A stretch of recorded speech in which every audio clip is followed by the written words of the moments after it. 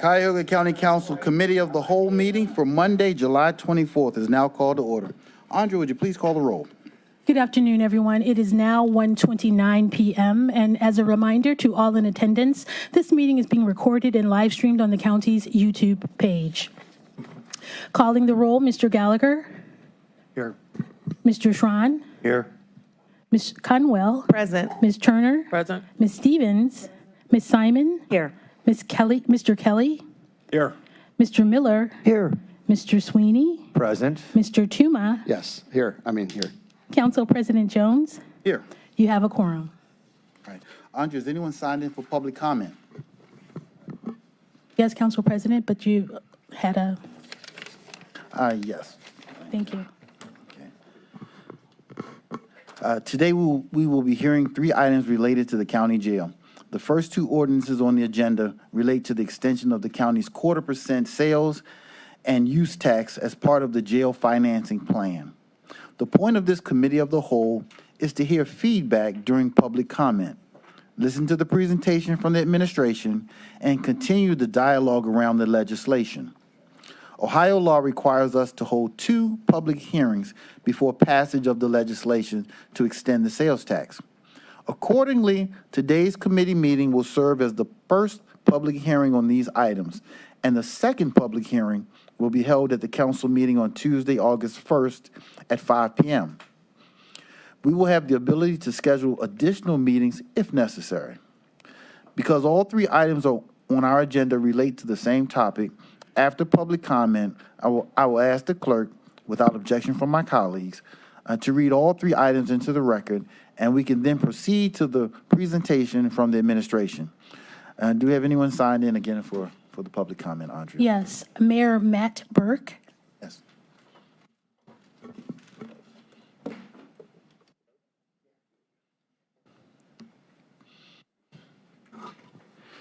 Good afternoon, council members.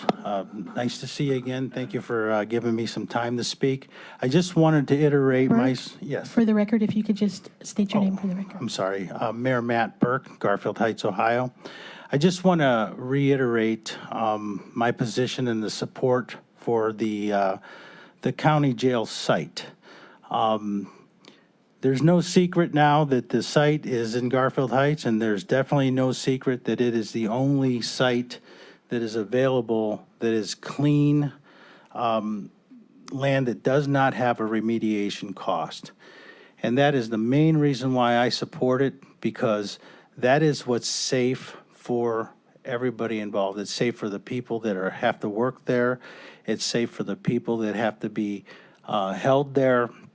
And for me in Garfield Heights, it's good to know that we have a piece of property that would help the county, because after all, we are all part of the same county.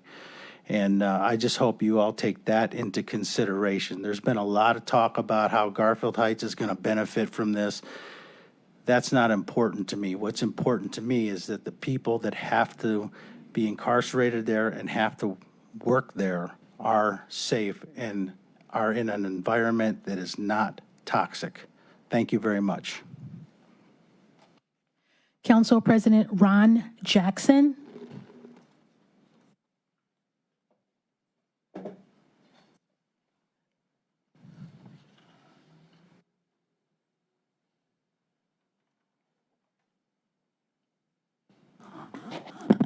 Hello, I'm Ron Jackson from the city of Maple Heights. I'm here to address the location for the jail. I would like to see it on Opportunity Corridor. It's an area that I grew up in. It's been dubbed the Forgotten Triangle. This will be something that would keep it in the city. And one thing I haven't heard too much about is the potential tax loss that the city would incur if it went outside of the city. In all fairness to my colleague, Mayor Burke, second to Opportunity Corridor, I would say I'd love to see it in Garfield, be close to Maple too, and to the freeway. But Opportunity Corridor is where I would like to see. And that's not even saying too that downtown would be a great location. As long as we keep building up our downtown would benefit also the whole county also. Thank you very much for your time. Tom Vaughn.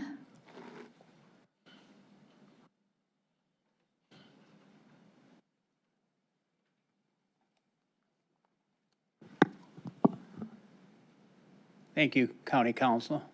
My name is Tom Vaughn. I am presently the President of Council for the City of Garfield Heights. Mr. Vaughn, is your microphone on? Is the green button lit? Yes, it is. I'm sorry. Is that better? Thank you. I'm here in favor of you building the county jail in Garfield Heights. We are the center of the county. This jail will be better accessibility for all. As far as the issues with RTA has said that they are willing to add more lines. We're right there off of 480. I don't know how many of you have experienced the new 480 bridge, but it's fantastic. We are willing to work with the county to develop this, and we would really appreciate your support. Again, Garfield Heights is the center. It'd be a great place to build other things for the county up there, and we look forward to working with you. Thank you. Lou?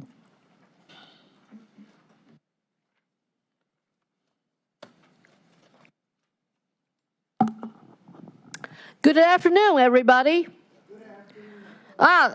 Somebody just mentioned about public transit. It doesn't matter which spot is the center of the whole county. The fact is, GCRTA's funding, that pathetic funding situation has been prolonged for too long. For GCRTA to actually promise to increase routes or even service with a good frequency to serve outside of the downtown Cleveland is actually a dream. The sales tax right now we may have here later in our agenda item could have been used to fund GCRTA first, for GCRTA to recover from the years of the loss of funding. Maybe then we can talk about for GCRTA actually created possible routes and service frequency to coverage to go to Garfield Heights, that particular site. So that will not happen overnight. We know that for sure.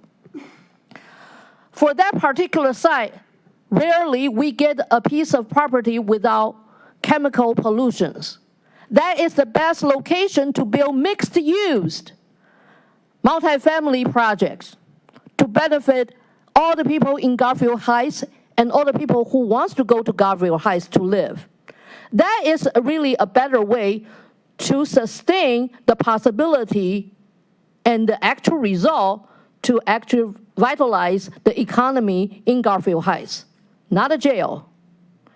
Yes, jail may help you to get a revenue, but that's not a revenue that ordinary residents can get a benefit directly from.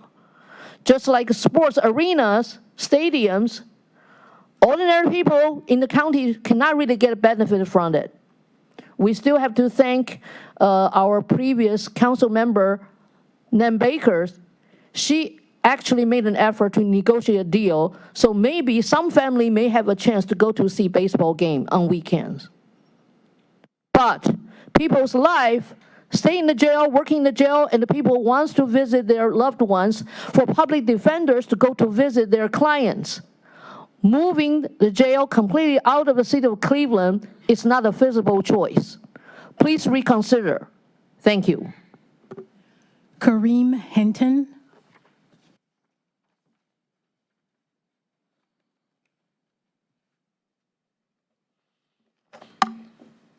Good afternoon, everyone. Kareem Hinton. I'm with the Jail Coalition. What you're being asked to consider is wasteful and it is sinful in regards to constructing a new jail. I'm reminded of a biblical quote, "The sins of the father shall not be visited upon the son." You're proposing we spend at least an estimate of $750 million, which taxpayers will have to pay for 40 years. That will affect my 10-year-old and his children. By moving the jail, it creates a need to move the courthouse, and that will add nearly $750 million. This will add another at least 3 decades of taxes to extend to my great-grandchildren.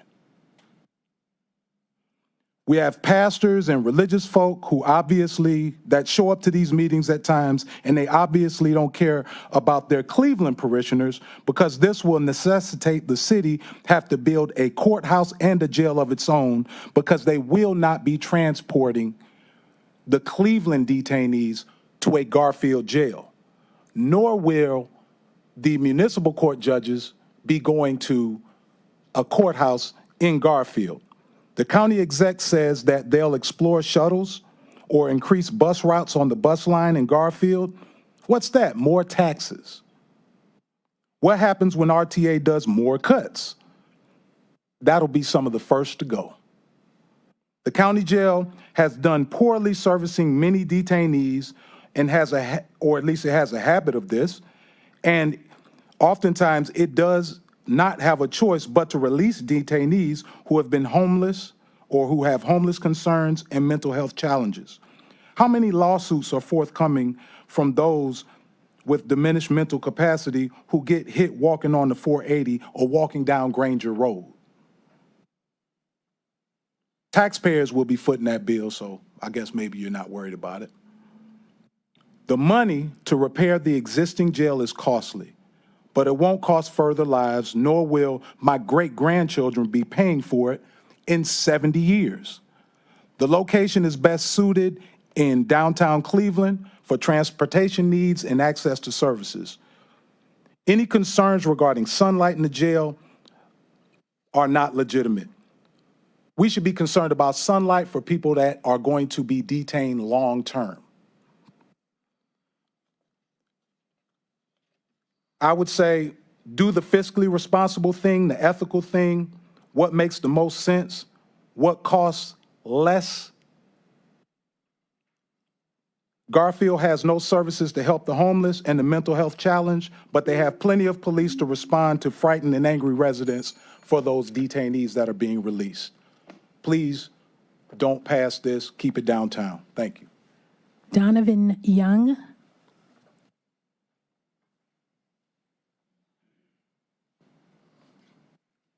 Donovan Young.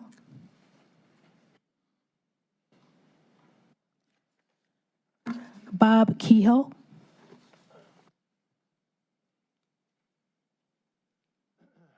Thank you. Good afternoon. My name is Bob Kehoe. I'm here in really 3 separate capacities. First, as the chair of the Trinity High School Board of Trustees, with all deference to my colleagues from Garfield Heights, I would ask you to reconsider the wisdom of building a jail less than a mile from the front door of our high school. Secondly, as a lawyer, made my living in the courthouse for the last 42 years, not as a criminal attorney, but as a civil attorney who is impacted by the delays from the criminal justice system based on the time it takes to bring the criminally accused to the courthouse for pleas and sentencings and so forth. My belief is that by taking the physical location of the jail to an off-site location, the impact in the courthouse will be significant. And finally, I'm here as a taxpayer to say that I agree with the gentleman that just spoke. I think that the expense is not warranted given the fact that the existing jail can be renovated at a much lower cost. I think that it'll serve the county well to reconsider putting that, renovating the old courthouse as opposed to relocating it. Thank you. Lester Forey.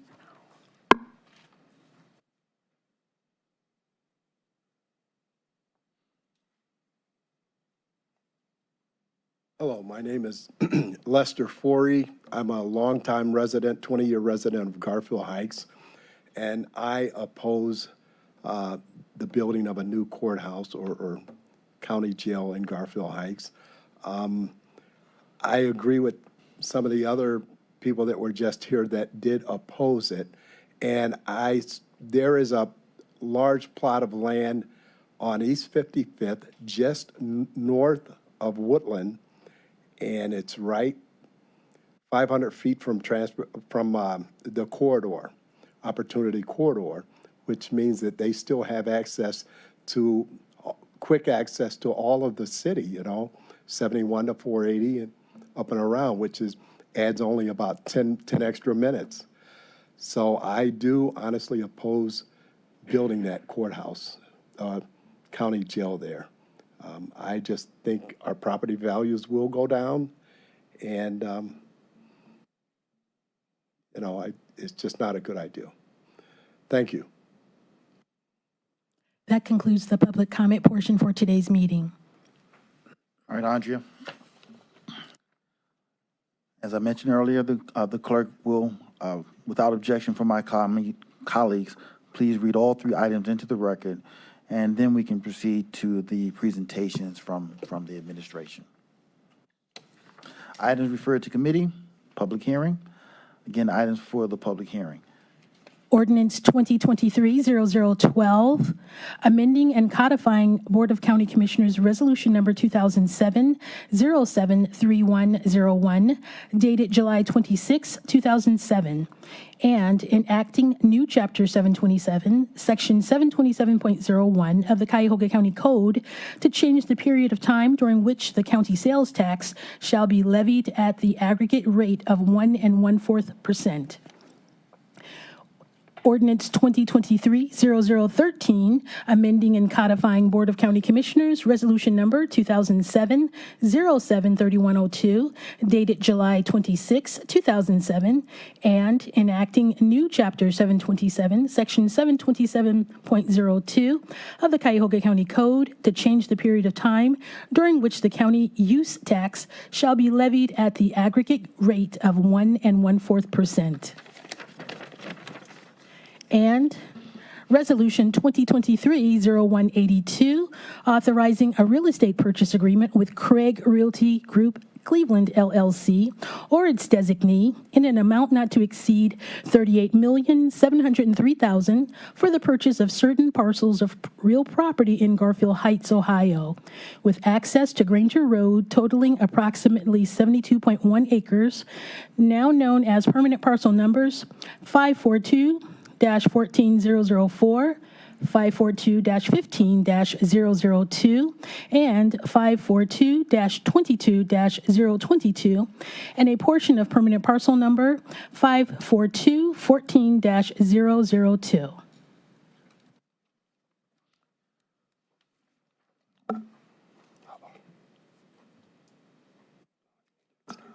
All right, these items are for discussion only. Today is the first of two public hearings for ordinance numbers 02023-0012 and 02023-013 in accordance with Ohio Revised Code. The second public hearing will be held on Tuesday, August 1st at 5 p.m. at the council meeting. This time, the floor is yours. Good afternoon, Council President Jones and council members. Michael Dever with the Department of Public Works, and along with me is Nicole English with Public Works.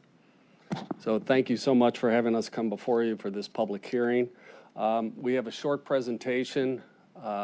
Nicole and I will walk through, and then the fiscal Mike Chambers will step up here and also.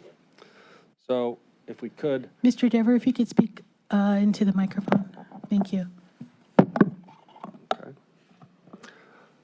Okay, first, I'd like to start off of, once again, just giving us a brief history of how we got here.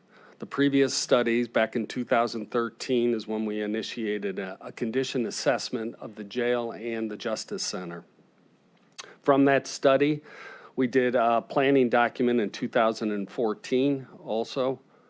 In 2017, the Justice Council established a guiding principles document that reviewed the condition of the Justice Center and the jail, and a vision for going forward with both those facilities.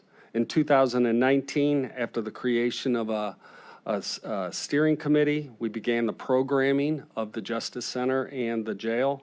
DLR led that group, which this entailed numerous meetings with all of the stakeholders at the courthouse and those that utilize the facility, which included from the entire, the county courts, the domestic relations court, the municipal court, the clerk of courts, who's with us here today.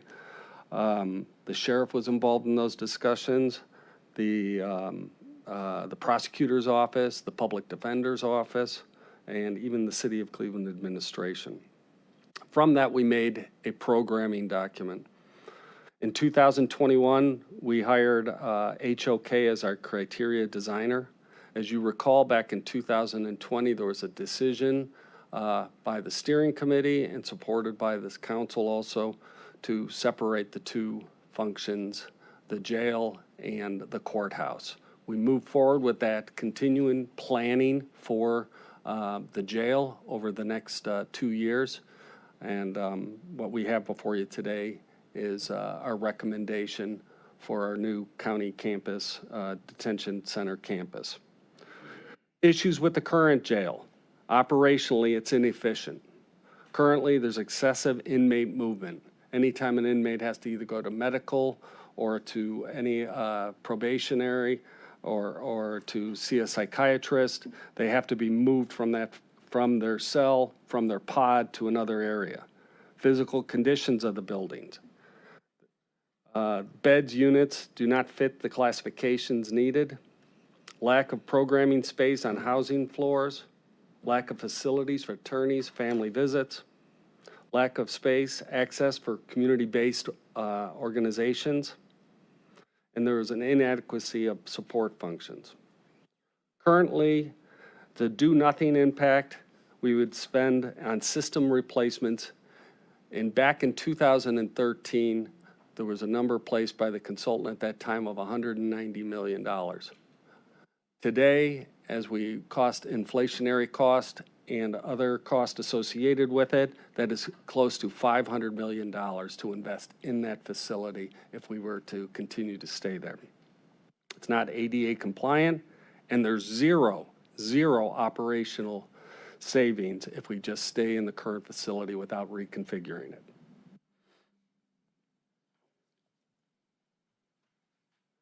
The transportation Granger Road site. This allows for a low-rise jail, 2/2. Ease of acquisition, we have one owner. It's an expedited schedule where we'd be able to release early packages. It's environmentally clean. Centrally located at 480 and 77. The opportunity to offer free employee, family surface parking. It's connected to public transportation. The I-90 bus line travels by the site every half hour. For the employee benefits, the amenities, ease of access, we have a sheet that we'll show you a bit later. I think it was distributed to the group showing that a majority of the employees live right around this current site that we're proposing. It allows for complementary uses also. Behavioral health, reentry, family support services, potentially job training.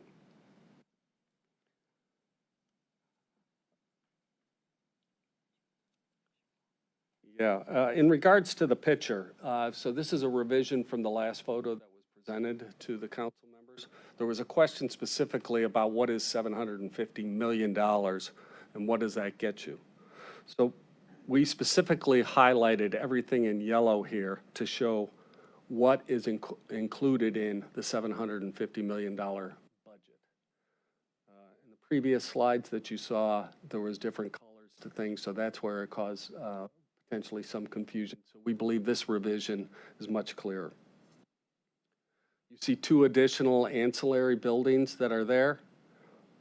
One is potential for a diversion center, which we've shown and we've seen throughout the country. This is a common practice to try and put the diversion center on the same location or in close proximity to it.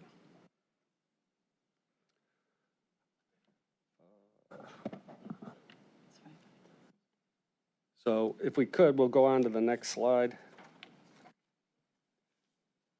So in regards to the property side comparison, the detention center height, When we were at 40.4 acres, we were looking at 4 stories. This would have been a podium and then a 2/2 style on top of the podium. On a 72.1 acres, we're looking at 3 stories. Impact and the operational efficiency, safety, and this saves dollars. Possibility for on-site and other related services on the 40 acres, no. On the 72.1 acres, yes, we have an opportunity here. With that, with those additional potential services, be it diversion or potentially an emergency operations center, there's outside funding that would be available, and we believe it would increase the use of diversion also. The next item there, stormwater retention. On 40 acres, we were looking at manufactured underground stormwater detention facilities. On the 72 acres, it'll be on-site and on the western land. Savings on upfront cost and ongoing maintenance of building this type of structured stormwater. So it's a cost avoidance. In regards to transit connections, if you look at the picture underneath there, we've had a really great conversation with RTA's planning and operational team last week. They were excited to see how the 90 bus line travels past the facility. They came back and they insisted or thought it was a good idea to bring the bus line actually into the site to loop it and then have a transit-oriented waiting station at that location. Very positive conversation with RTA. Once again, every 90 minutes the bus line goes by here. 30 minutes. Yeah. I just want to explain a little bit clearer too on the RTA. The reason that the loop in the facility is so important is if you can see on the picture, the red line, it's coming sort of southbound on transportation. There's a stop further up, closer to Turney Road, or Granger. But the issue is that bus needs to get into the left turn lane in order to get onto the highway to then head back downtown. So there's no way that bus could stop on the right side close to our site. And so RTA has spoke with us and said that southeast corner quadrant of our parcel that we were trying to retain that does show a future building possibly on it, they felt that was most important to keep in order to be able to loop their buses through there so then they can continue straight onto the highway. Too far into our site, again, RTA, as most of you probably know, they are, looking at minutes of time that if it takes too much time to get in, they can't do it. It blows up their whole route. So in order to efficiently get in and out of the site, they said they felt that corner was extremely important to their use and making sure that they could service our facility. They highlighted that they saw a lot of, possible job applicants that would use the RTA to get here. If they don't have a job and they're trying to apply for a job, they may be more inclined to be taking public transportation, and employees. And they felt this was a strong way to connect to our site. So just wanted to explain that detail of why they needed to come into our site. In regards to land cost, so on 40 acres, it was 3.6% of the overall project budget. Once again, we had a project budget for this of $50 million to purchase, to remediate, demolition. On 72.1 acres, it's 5.2% of the overall project budget of $750. This is an increase of 1.6% of the total project budget for an increase of 45% of total land. Once again, we carried a $50 million land acquisition cost. So that's where we see this as really a great benefit to be able to provide these ancillary services. That was one of the things that we heard when we were down in Columbus. Their biggest regret right now at their current facility is they did not purchase additional land around them. Why don't you just describe this? Ms. English, just for the record, if you could state your name. Nicole English with Public Works. So these are just some comparisons of, I know there's been some confusion of what does a podium look like? What does it really mean? It's just a floor, right? A floor that's on a base, and then the 2/2 jail would be on top of it.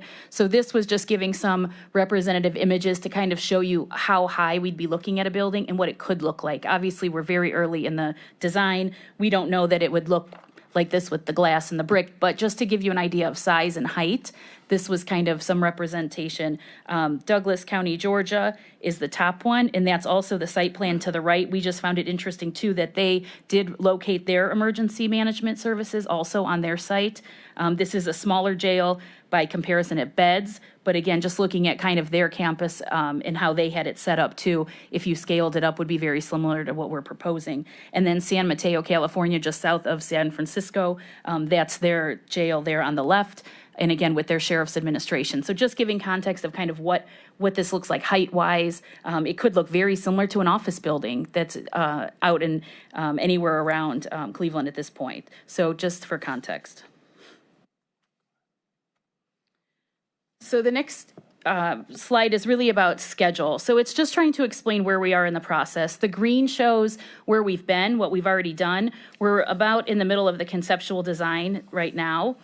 We're at the point where we're developing the financing plan. So the criteria architect has been selected, they're on board. We have confirmed the program, and now we're finalizing the site selection. Once we do that, we will be preparing the schematic design and then reconciling the budget. So that will happen once we get to the end of conceptual design. Again, that's budget that we're still talking about. High level, we don't have all the very specifics, but it's giving us a confirmation of that 750 number is still in line. And then once we move to the next phase of design, build, construction, that's where we'll get to the actual cost numbers. If you've been around for a while, you've heard us talk about GMP, that guaranteed maximum price.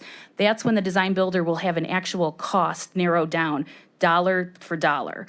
And at that point, about 6 months, 3 months before that or so is when the bond sale process would begin and finance would be getting back to you and really narrowing down how much, how long. So they'll talk more about that. But just understand, today we're developing finance plan right before we get to the GMP, and then literally the day before the GMP is sort of established is when you would do the bond sale. So there is time to figure out the exact cost, and this is a normal design build process. So it's not, the schedule is not out of line. This is standard operation where we have a budget today and we will have a cost when we get to the GMP. So just trying to explain that difference in budget and cost. Okay, we just have one more slide. Mike?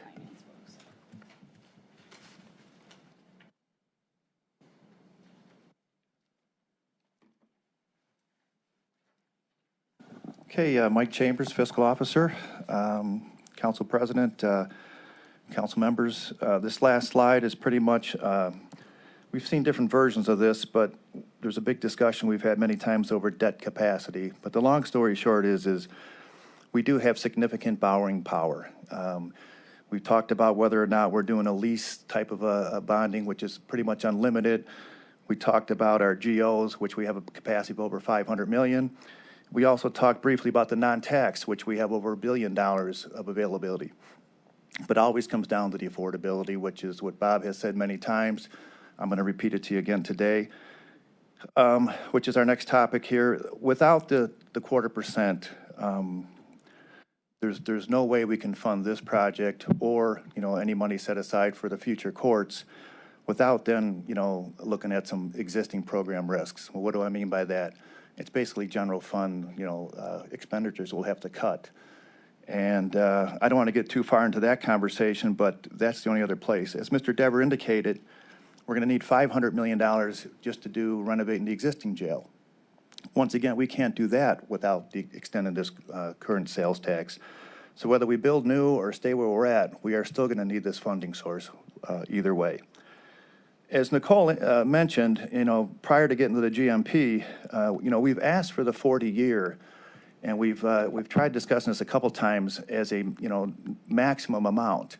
As we get closer and we see what the interest rates are doing and everything else, we will come back, and if 35-year makes sense, we will propose a 35, and you have the ability to amend that downwards. As of right now, we're just asking, let's just leave it at the 40-year. We may end up coming in with a 32 or a 33 or a 30.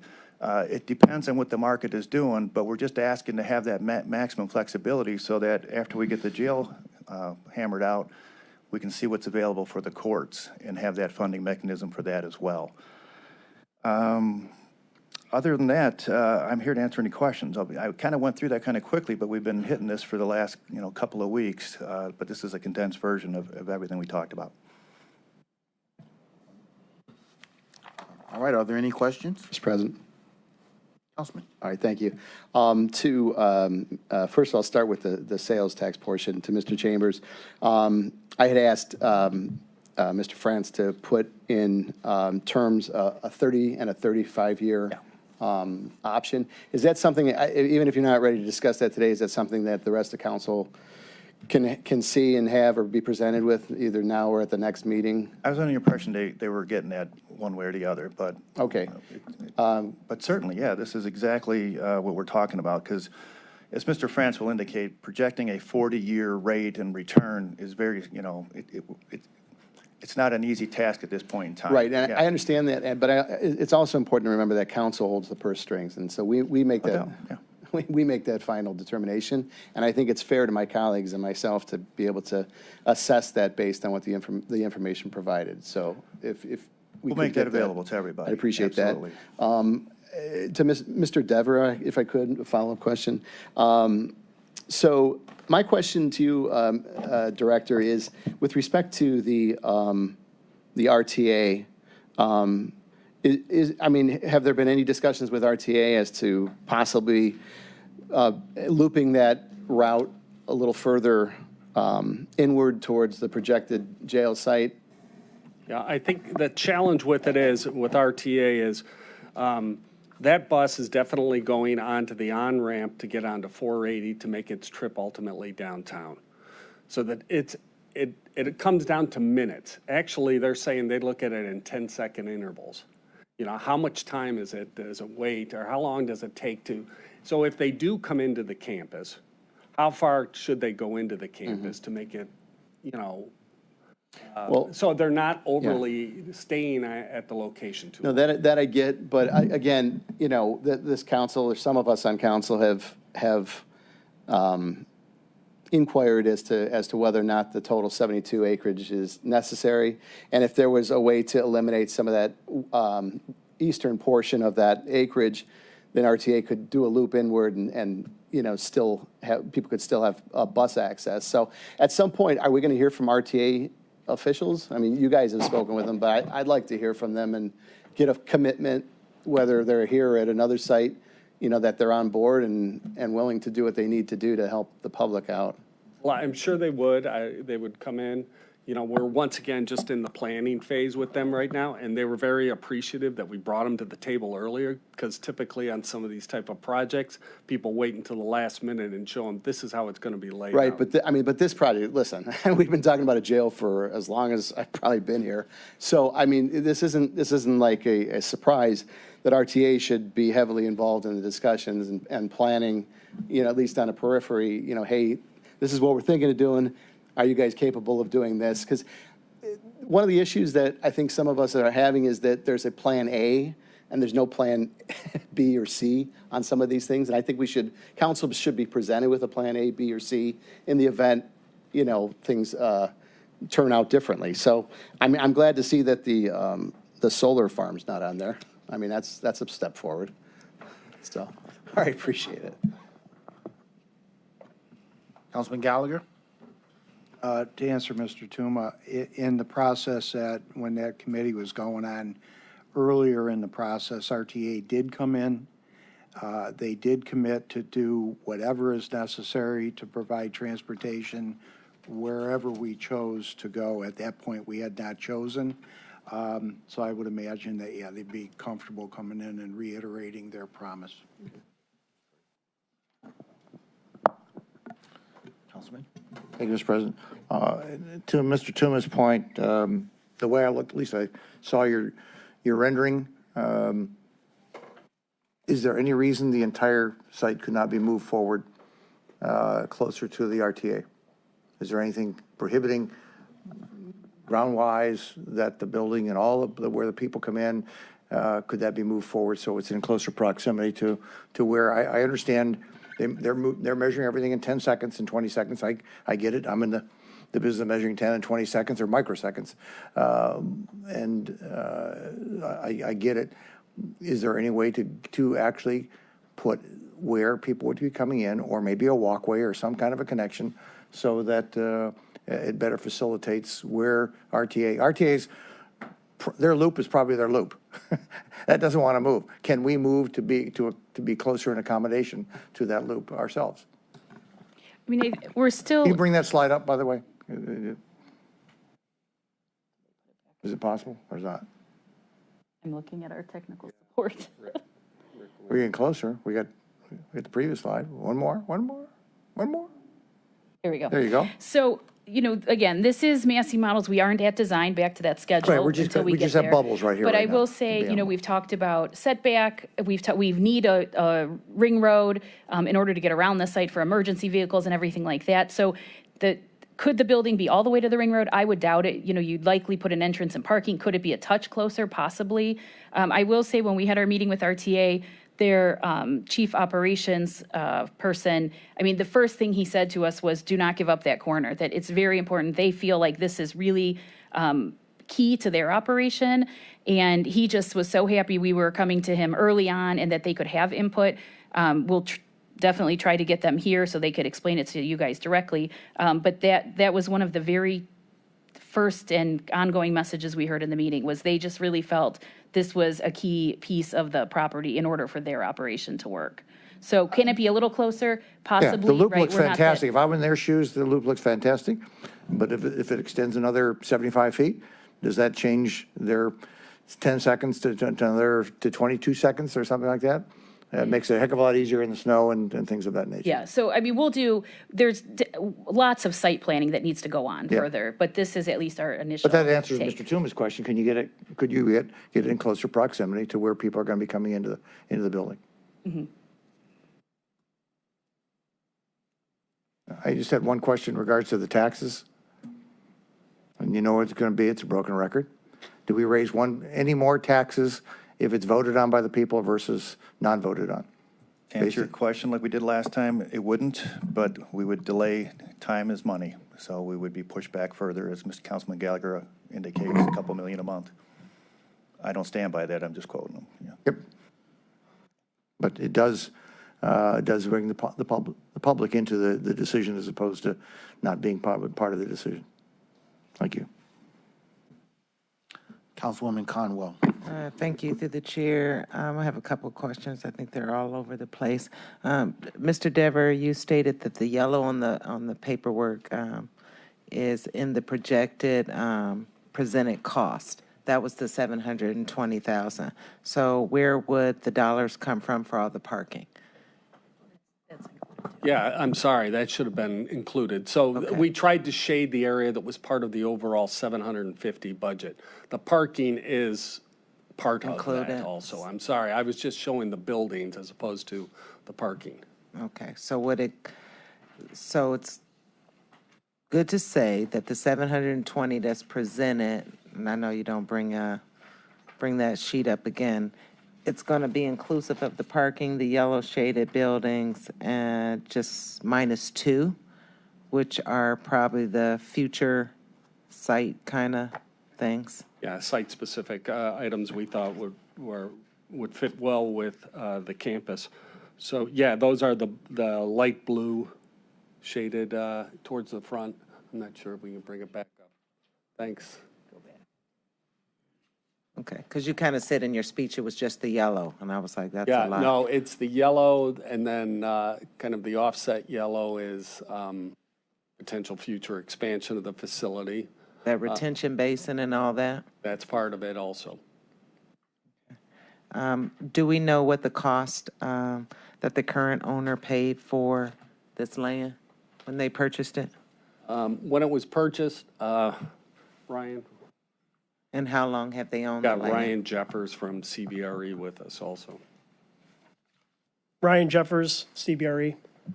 county's real estate consultant. So the current owner of the property acquired the property through a construction lien and some courts processes, actually.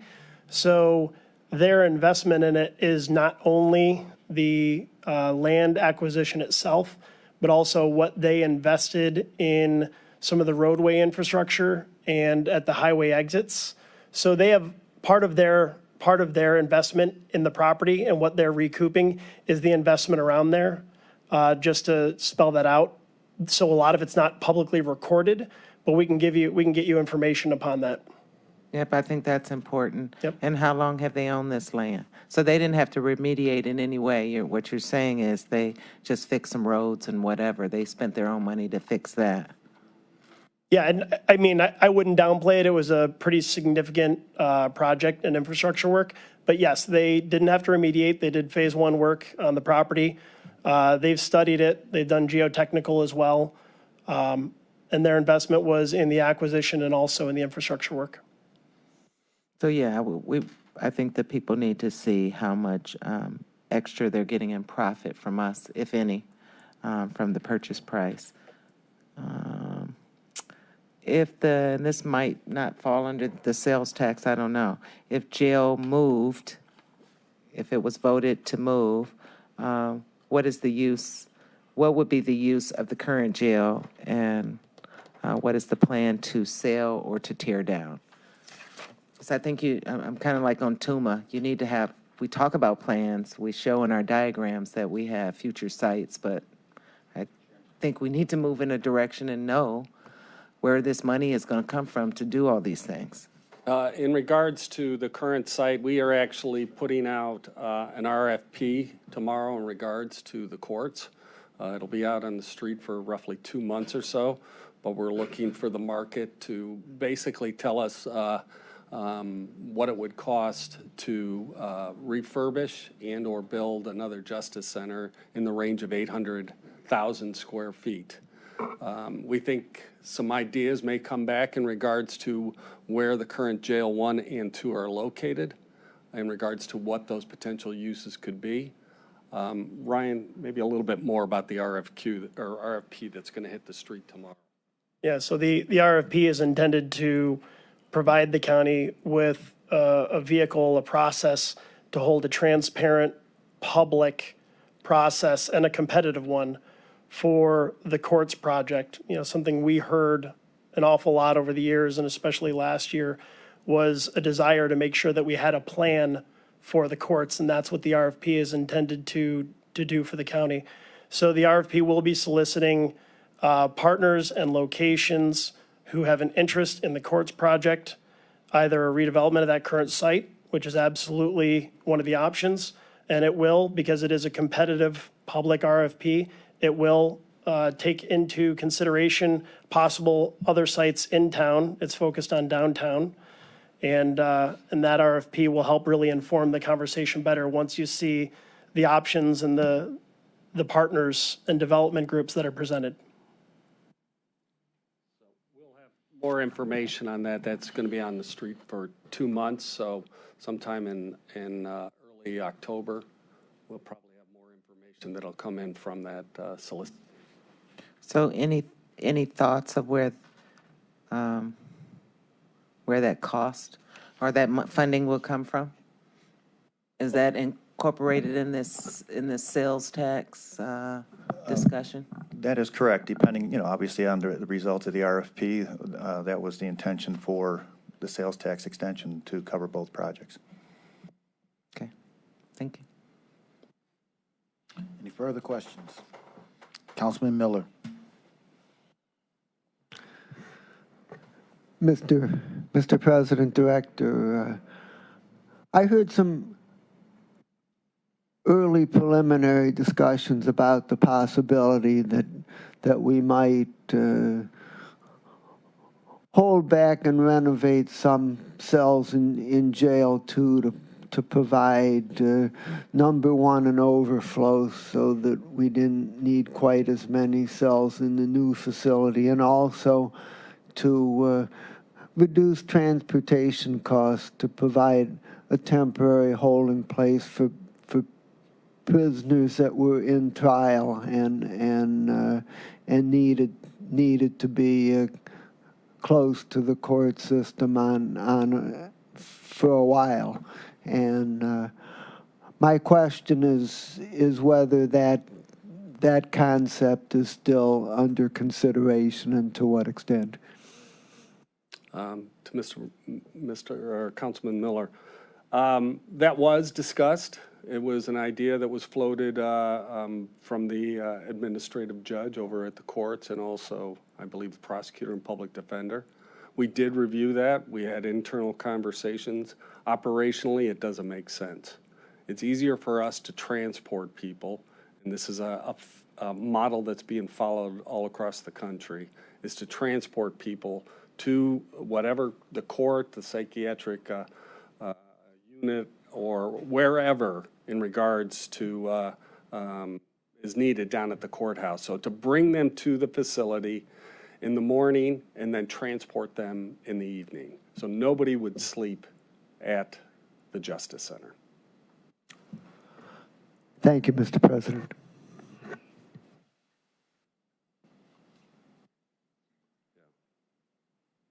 Okay, are you finished?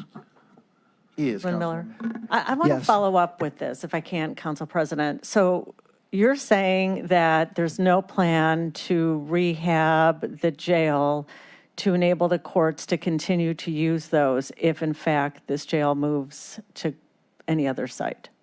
To rehab them in regards to Councilwoman Simon, to rehab them for housing, no, there is not. Okay, so let's have a scenario here. Let's say Judge X, Judge Sheehan, we'll say administration judge, has a trial, and that trial starts, maybe he'll start it at 9 a.m. What is the plan to, and there's 10 other judges that have trials that day, or 15 pretrial holdings, hearings.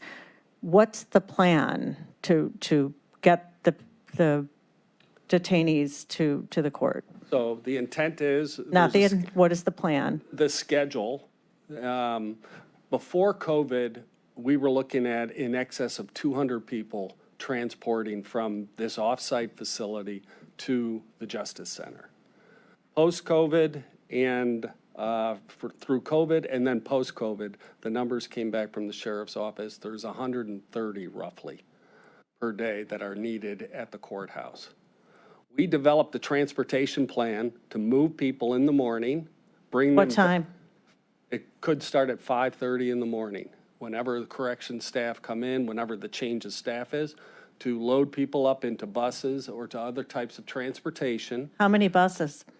We were looking at first at 3-4 buses to move that. And you're gonna. And then move them down based on the schedule that they're being called up to court. Okay, what does that mean? So you're going to get a bus at 5 a.m. and you're shipping 130 people, or are you going to stagger this throughout the day?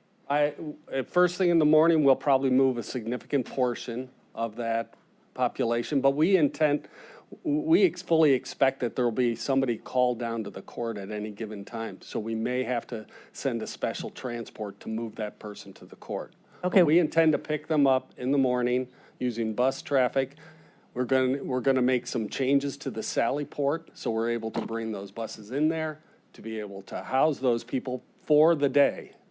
And then in turn, they'll go through whatever proceeding, and then at the conclusion of the day, they're being moved back out to the facility. What if the trial goes past 4:30, 5 o'clock, middle of rush hour? What's the plan? Sure, there's no doubt that something like that could happen. That's why it's going to be a transportation group. Primarily, those buses are going to be the main vehicle of transportation. What if a judge wants somebody to stay there overnight? They have to be back there early in the morning during a snowstorm. What's going to happen then? I'll have holding cells up on Yeah. the courtroom floors, but I will not have a housing facility at the facility. It doesn't make sense. Right. Yeah, none of this does. I want to go back to the $750 million you're saying is the cost of the project. We talked about that last time. And the cost of the project exceeds $800 million, right? Acquisition of land, everything that goes into that. That's the real budget. We've committed to a budget of $750 million to deliver this project. Okay, but when you talk, let's be clear. you're talking about $750 million to finance through a bond or a sales tax. And that $750 million is going to get us not the acquisition of the land. So the 750 was our overall budget to purchase the not- land and to build the facility. To what?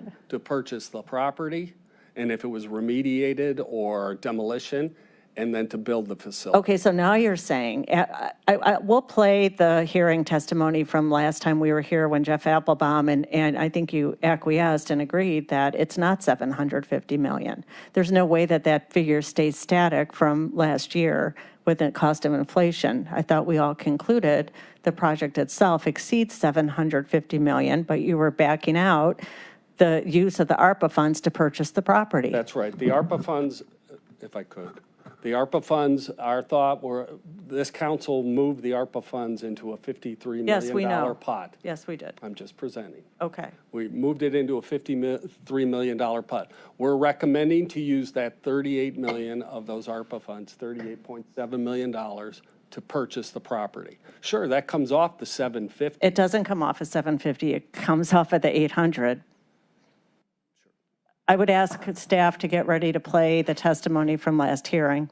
It's not 750 million. So let me just, the 750 is still our budget.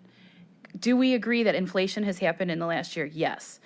So if you just took that number, it would increase. What we are planning Okay, to wait, do. Nicole, what? If we took 750 million, which is your budget, you agree that that will not be what the cost is if you because of inflation? If you inflated exactly what we were doing before the project. Right. To there's some form of inflation. It's not applied to the whole thing because we don't feel the land went up that same price. It's construction materials. Okay, so why are we leaving that out, Mr. Dever? But- We go ahead. Let me just finish. So I think what we haven't gotten to was there's a $750 million budget. We know that's what we need to come into. That's what we've still been committing to. So when we showed that landslide, we had 50 million in our budget for land. If we pay only 38 million, we have 12 million less, so we can cut ourselves back. So we're gonna try to figure out ways to cut ourselves back. 3 stories to 2 stories, cut some portion of money out. So we're looking at ways to cut the budget. I mean, the same way if you wanted to build your house, you have a budget. You want everything and, prices go up. However, then you have to make choices. And so one of the choices in why we felt even this site at the 72 acres is still worth it is we're still coming in under the budget. We have 50 million allotted in our budget for land acquisition and cleanup. We're coming in under that. Well, So we can we check already know mark. that. We already know that. We know the cost of the land is 38. Correct. And It now also has we're a- using, you want to use the ARPA money for that acquisition. And Right. that would, but the cost that is left is still close to 800 because of inflation. Well, Are you saying, 750 what had do the you land in it. anticipate, Nicole, would be the inflation on the 700, We're hoping 40 that or we can. 738? What would be the inflation? Our plan is to still bring the project within budget at 750. We will have to figure out ways. Like I said, the land costs, we've got 12 million right there. We know can that. What ways down. would you cut back on the Geotech, project? On this site, Geotech, actually, we have an excess amount of money in Geotech because the rock is actually shallower on this site than others. So we have a $2 million buy down on Geotech. So all these things, again, when we went to that schedule, that's what we're going to be pushing towards when we get to the GMP, is to really drive costs down in order to be sure we can meet the budget. So I think that's where we're getting confused between budget and cost. We're not at a cost level I'm not yet. confused. but- I'm not confused about cost. Okay. But you said we're not at cost yet. Is that what Right, you just said? correct. When we get to the GMPs where you have the actual dollars, we're still working off a budget. So it's kind of a high-level number, and we're going to drive that number down and to be within the budget once we get to the GMP. So Nicole, are you saying now that the budget is 750, including the ARPA money sitting in that account? Our budget is still 750 for the project, including land costs, yes. Okay, all right. That's our desire, is what we're trying to get to. And you're going to plan on building on that amount, these yellow Correct. boxes? The yellow all that? boxes plus Okay. the site work. Now, how many Essentially not the beds are you gray. anticipating at this facility? This is, I think, 1904. 1904 is in the dark yellow. The future flexible space would allow us to go up to the 2400. Those are still the numbers that were worked and agreed upon out of the Justice Center Committee, the steering committee. So those are still, again, we're somewhere in between there is our hope. We will be working down with what's happening right now in the jail between just reduction of population in the jail, but at some point, we're going to have to go down to the state and get a number of beds approved. And so right now, we're still showing flexible space in here. And lastly, I think Mr. Dever kind of touched on this about a plan for the courts, including financing. With the plan that you presented, well, this, I don't know why to even call it a plan, a vision, there won't be money left over to build a new courthouse or to renovate at 40 years. I don't believe that. It says that leaves about 10 million every year to do something with the courts. And what else? Diversion center, no longer a solar farm, but all these other things you want there, including a dispatch, courts, renovating the jail. Mr. Chambers, there's no capacity for that. We talked about this last time. There'd be left over about 500 million, while leaving that over for our capacity. Where would the rest of this come from? Well, that's not true. So we talked about capacity, right? We said 500 million for sales tax, over 500 million. We also said we have $1 billion or more in lease. This building here, our hotel, is a lease agreement. So we have plenty of capacity. It's our affordability. So I do believe after this, we get to a certain point with the GMP, whatever's left over, we'll determine what the RFPs come back. We'll look at them, we'll examine them. So we don't even know what will come back and how that will be spent, whether it's going to be on a court, whether it's going to be on a new diversion center, whether it's going to be a new dispatch, whether we're going to use that to renovate the existing jail, which we have to do whether you want it overnight or not.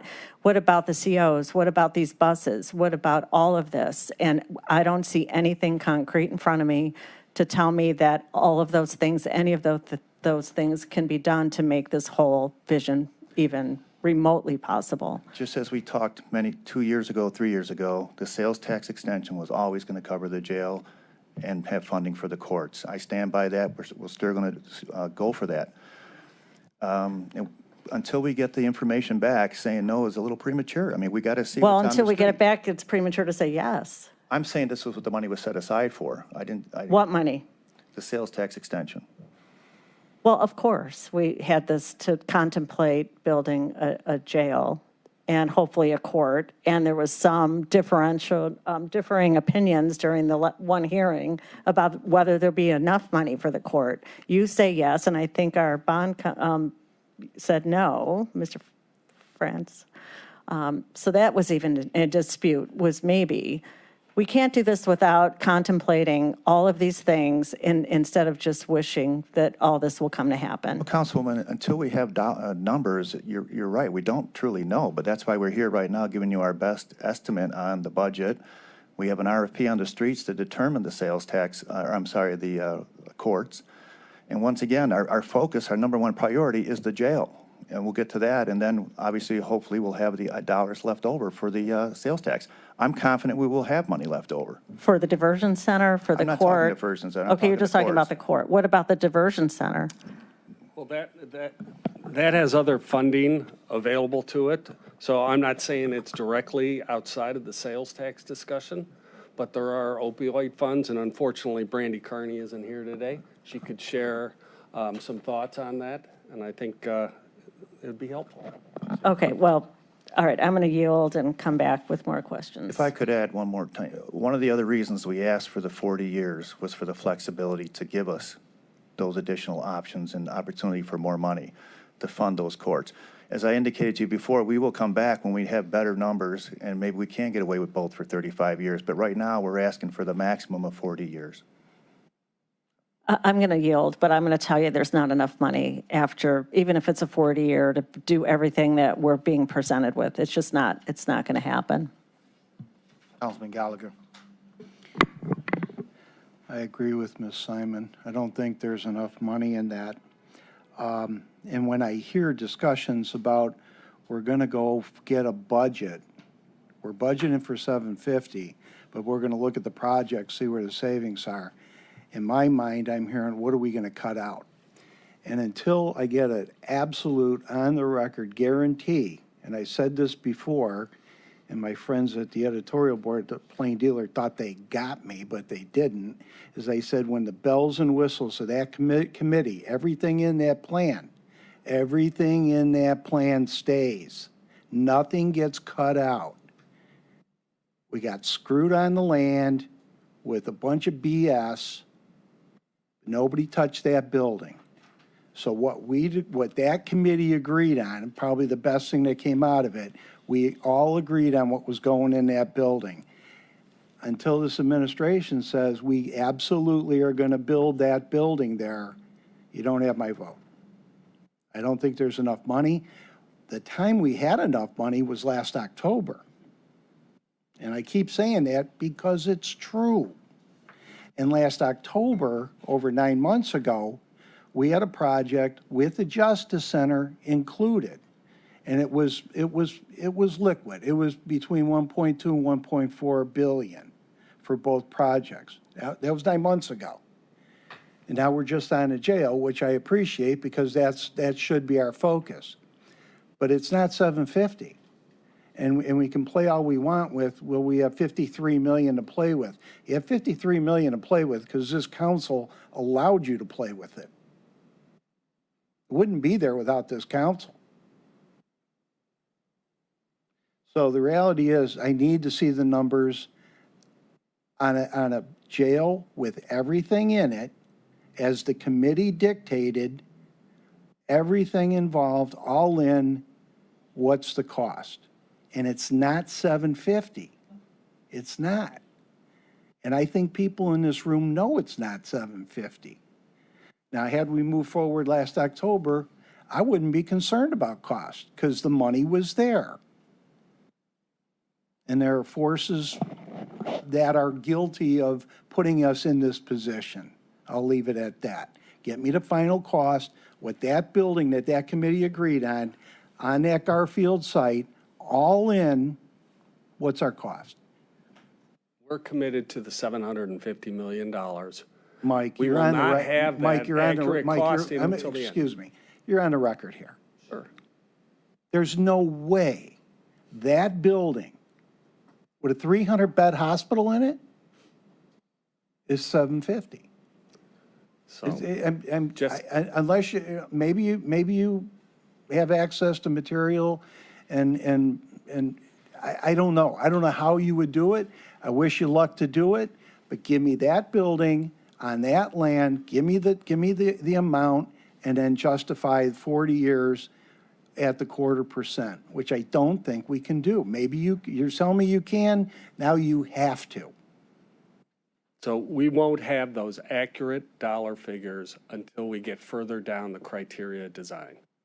Right now, I have a massing model for you, and that's what I'm presenting to you. But we're committing to $750 million to build this facility at Garfield Heights. That exact building that the committee approved. That's our intent. All the bells and whistles as the committee wanted. Okay? Councilwoman Stevens. So what happens if there are cost overruns? You can't guarantee that a contractor's not going to come back to you even after they sign a contract and say, inflation has hit, interest rates have hit. When I used my construction line, it cost me more than I estimated. I thought rates would be 5.25. They're now 8%. I'm going through all of this now with projects. I mean, once again, that's where the flex. Hold on just a second. And less than 2 weeks ago, I was told by Mr. Applebaum that the average construction contingency and inflation factor was about, not contingency, but inflation factor was around 15%. Correct, and that's why we're asking right now for the 40-year term to give us the maximum So flexibility. you stretch it out, but it's still going to cost us more than the 750. Once again, you asked how it was getting paid. I was just saying, we're asking for that flexibility so that when we do get to before the GMP, when we have those numbers, we can come back to you once again and lay it out. But that's why the 40 years is important. If we can get it with 35 or 30, we'll do that.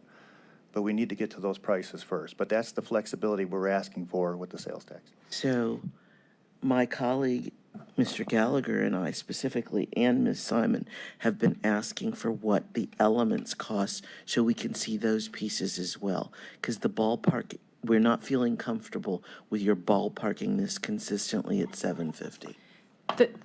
like we showed you on this schedule, the problem is you won't have costs, actual costs, until we get further into design. To get further into design, we have to have a site. So we either have to advance our architect on a site without us knowing that we've purchased it or are purchasing it in order to get further detail on the cost, or we need to agree that we're setting a budget and we will get to a cost further down the road. The contract with the design builder will be bid out. We'll have actual numbers that they are committing to when we get to the GMP. So they will be signing that those are the costs. Could anything change? Yes, right? None of us predicted COVID could have happened and the supply chain issues and all of that. Things could change. Right now, the best information we have is still that 750 budget because we feel there's ways that we're going to get down. The land purchase is less. There's no environmental cleanup. We don't have structured parking, which could have needed to happen on a smaller site. There's things we're doing that we think are bringing the budget back down into that number. Yes, admittingly, construction costs have gone up. There's extreme inflation that's happened over the last several years. We are trying to stick to that budget. Could something change out of our control? Absolutely. But that's why we have to come back here once we've negotiated with the design builder to give you actual costs. We know you all want to see them, but we can't get to actual costs until we design on a site specific. We have a massing model. This is what we've gotten to with the architect. We have a program that came out of the Justice Center Committee. They've factored that in, but they're still looking at fairly high level per bed costs based on what other sites like this have cost and in this market. So it's not realistic to say we are going to have everybody sign off on an actual cost that we're not going to go above $1 or back and forth on at this point. We just aren't there yet, and we shouldn't be, right? I mean, this is the normal schedule that you would get to. So we have to narrow down the site or at least advance our architect quite a bit further on a site that we think we're getting to in order to get those details. So that's where we're not trying to not give you information you need or deflect. It's that we're not at that point yet in the process. And this was the same process we used to design build to do the Hilton Hotel. It's the same process we used to build this building that we're in today. I mean, so this is a standard design build process that we go through. Councilman Gallagher. Oh, yeah, right. Once we pulled the plug in October, we had numbers. The same budget like we do now. No, you didn't. We're using the same architect with the same program. Right, I understand you're using the same numbers 9 months later, as if you're going to make all the savings on land and the 53 million is going to bail you out. I'm just telling you, there seems to be a bit of a shell game going on here. We were ready to go in October. We had the numbers. We didn't have everything that you just said we needed to have.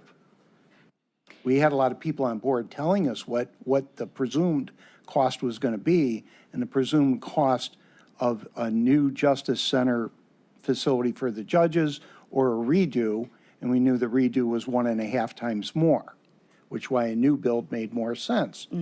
But we had all that, and you're telling me we have to go back to the drawing board, bring all those people back in to give us the new number, even though you want to stay on 750? Even what we had last fall was never exact cost. They're all doing estimates based on... I'm not asking for an exact cost, but it was 750.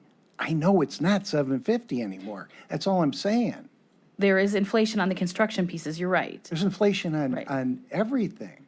Well, the land, we know what the land is, right? We have that number. The land is, I guess, what you're hoping saves. Well, and some of that 750 is not all construction. Part of the 750s are architects, right? So that cost maybe hasn't inflated the same amount as the construction. Understood. Some of it's the furniture. There's just different pieces. So I think even Jeff said a few weeks ago, you wouldn't apply that inflation factor to the entire budget. So it's not 750 times the inflation, right? It's some portion of the 750. Well, we didn't have to worry about that in October because not only were we locking in the cost, we were locking in the money, we were locking in the project, we were locking in the land, we locked in the architect, the engineering, everything was all locked in. And that went bye-bye because of political posturing. Now we're back at it 9 months later, and my whole point is that I don't think you're saving a nickel over 9 months. I just don't see it. Now, maybe 10 million here or there, but it's not gonna, we're going to 850 minimum. We heard it at the last meeting. I'm personally convinced, and I'm more than willing and hoping I'm wrong, that it's way higher than that. That's all I'm saying, is we had everything locked in October, and now you're telling me we got to go back in to get these people locked in to get a cost. We still would have had to do that in October. We weren't at the GMP in October. But the difference is we were comfortable with that. We had the experts telling us, here are going to be your costs. We can lock this in. We don't have that right now. We were not at the GMP in October, though. We still were going to have, we weren't designed either. So there was still probably 6 more months to get to that final Right, cost. but we had Mr. Applebaum and his team telling us, here's what you're looking at. And we were comfortable with that. And we believed that. Mhm. And I don't see Mr. Applebaum here. He is taking a family vacation this week, but. Well-deserved, I'm sure. Yes. That's all I'm saying. He'll be It's back. just, we're uncomfortable. Councilman Strawn, Councilwoman Simon, Thank you. and Conwell. The question is coming down to budgeting and the concept of what does it take at this point versus what does it take to get to the GMP? And that's a stretch, that's a step down the road that we wouldn't be able to even hand a packet right to this moment to a GMP. There's no way they could quote anything. They couldn't quote it. If this was an automobile and you were sitting there at the production line and saying, I want you to build a new car, there's no way in the world that we could be doing that because there's so many uncertainties until you get to that point. This same body, I think you hit on some of the salient points. This is the same concept that we used when this same body challenged whether we're going to be able to build the hotel. We came in about 8 to 10, 12% below budget? Correct. Using the same exact concept. We had the same body was using the same concept when we built the convention center, and that came in under budget. Correct. There is every reason to believe that when you're standing, in my opinion, when you're standing up there saying, we're using the same budgetary concepts, we're using the same, and here's where we're going to go. And everybody thinks that the inflation is going to go on forever. My tea leaves say we're going to be hitting a recession come next year. Prices are going to come down. And whether or not they come down, because it won't necessarily be on the construction pieces, but everybody else's dollar is going to get pretty flexible. The architects are going to say, I got competition here. And everybody else's number, when the world of competition hits during the recession, maybe you can't get the steel or the glazing and things like that. But there's a whole lot of other numbers that make up that total package of that thing. I'm confident that you have shown success with the other construction projects you've done for this county. Why wouldn't we believe that you're standing up, you're giving? I mean, we have people that have never built a building, they're giving you a piece of advice. They never understand what it takes. And yeah, we've seen the inflation and all of that, but I'm willing to support you because you have proven successfully with the last construction projects of this nature you've done. And so with that, my one question is, give me the exact amount of money, because it's very easy. You're forecasting how much sales are going to go on, and you know what the percentage is. What's 40 years going to yield? What's 35 years going to yield? What's 30 years of actually going to yield? I mean, we can get that for you. I will tell you, we had a slight dip the last 2 months. It was the first time in a long time, but we'll get that for you. But if you go back for the last 20 years, our sales tax is pretty flat. You know, we're putting in a conservative, 1.5%, 2%. The prior county executive gave us some bad G2, in my opinion, as far as what we thought was going to drop and the revenue was going to drop. It didn't drop. It was pretty darn flat, even through the pandemic. So give us your sales forecast. Give me a range if you want to. I don't care. I mean, we used the 3-year average, which is the 40, 30, 35. Give us what that is, and that'll tell us how much money we really have in the bucket to be spending on any one of the on all these projects. We should still save some in reserves too. But I will bet this body is going to be shocked as to how big that number really is. Okay, we'll get that for you. I want it down into real. That money is going to, when that number comes out, it's going to blow everybody away as to how big and how much money it is going to be.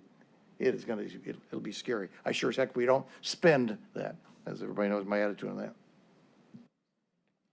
The reason I want to, Councilman Tron asked the question, why wouldn't we believe that this project would come in like the past project under budget on time? Because what I'm being told today is already much different from what I was told last meeting by Mr. Applebaum, who said the project budget is more in tune with 850 million. So that's why I don't believe that, and have no confidence with the people in front of me that they'll be able to deliver. And by the way, it was Mr. Applebaum who is in charge of those projects and had a better handle on what the cost is. So that's why I don't believe, and nor do I have confidence to answer Councilman Tron's question, because it's Mr. Applebaum who actually delivered those projects timely, under budget, and he already told us that the budget and the cost exceeds $750 million. My question is going to be about how much have we spent out of that ARPA contingent, or the ARPA fund for the jail? Are we spending money now on architects and Mr. Applebaum, excuse me? So far, go ahead. You're talking about the set aside? Yes, how much of that spent? And planning to be spent? As of right now, we haven't spent any of it. We do have $6 million worth of improvements that need to take place at Jail 1 and 2 right now that we're in planning stages on. How are you paying for the architect for these presentation slides you're showing us? Yeah, the criteria architect, we had retained them a year and a half ago. HOK, so they are the ones that help prepare. Did we pay them already for all of this? I don't recall this. No. No, so how are we paying for that? It's general fund dollars. Why aren't we using the ARPA money that was set aside specifically for the jail project? Because we contracted these services a couple years ago. So the contract was set up at that time with general fund, and we've kept that as general fund. So we didn't convert it to the. How long's the contract? The HOK contract, I don't believe has a date on the end of it because it's design services, which we often don't put an end date to because we don't know how long it will go. PMC's contract has been extended through the end of the year for right now. And so we have them under contract. Will we eventually need further funds? We'll have to contract with the design builder. That'll come forward. We have not pushed that contract through yet. Wait, is it, so the contract does not have an end date? We're going month to month? I mean, how is this going? No, it's scope based. It's So scope. HOK they have been contracted to complete a certain amount of scope. And so there's not an end date because it's not a monthly retainer or Okay, anything. so we're It's- under a contract for scope, correct. and the contract that this body approved was to pay them through general fund? Correct. 2 years ago, I believe. Yep. Okay, so I'm going to ask staff so we can take a look at that. Perhaps we should take the pressure off the general fund and look to use some of this opportunity that we have sitting there. That's it for this minute. Before Councilwoman Conway asks her question, just to follow up, HOK obviously does all the scope work you mentioned, but they were also responsible for the public engagement meetings that we had Correct. in Slavic Village and Tri-C. So scope work, I remember we had an X amount of community engagements, and we never did reach that threshold of those. So Right. what I'm You're hearing- right. So there's still a good remainder of scope left on HOK's contract that we haven't gotten to. We've spent, I want to say, about a third of their contract so far. So there is still scope that needs to be done. And you're right. They worked on that community engagement with their sub-consultants, and that all rolled up through then. And they still have more on their contract to do. Do you still plan to follow that? Obviously, under the previous administration, we did those community engagements around this project. Do you still plan to do that, particularly in the city of Garfield Heights? Yes. And do community engagement? Yeah, we are working with the city. There is a potential meeting coming up in August to start that process out there. Yeah. I mean, before the vote happens, are we going to hear the concerns of the residents before we vote? Well, we're we scheduled did to be before. in August with the, actually Garfield Heights, I believe, will be participating in that public discussion. After we vote? Or before we vote? But that's when it's scheduled. So one of the council members, I don't believe he's here now, but he had said that it was brought up in one of his ward meetings specifically. So they are reaching out to their constituency. It is still on this county government, as we've Right. done previously, to reach out, to do the community engagement. I'm not hearing that it's happening before we plan to have voting. And Mr. Chair, to your point, not only just for Garfield, but for the sales tax that's going to be spent by all the districts. Okay, Councilwoman, the floor is yours.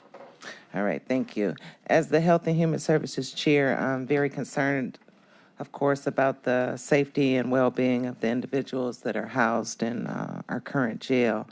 But I'm also concerned about the children in our care that are housed in our Jane Edna building.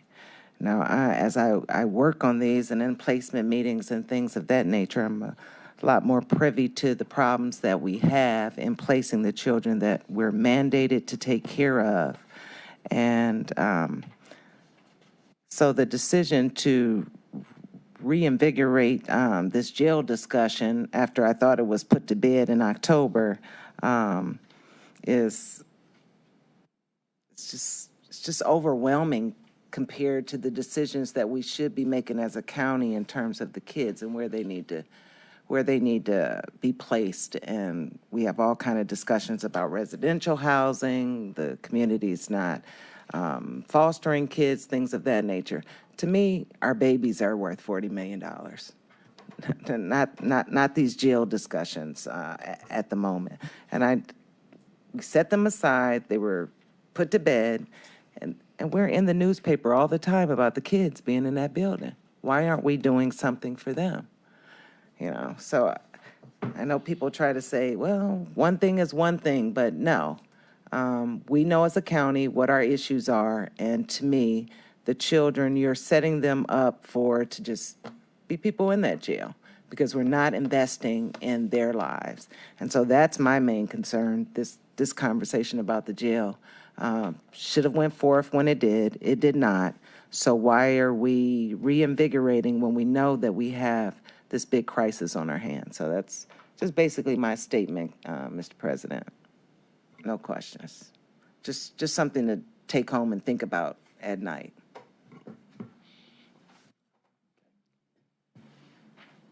Councilman. Thank you, Mr. President. To the presenters, thank you.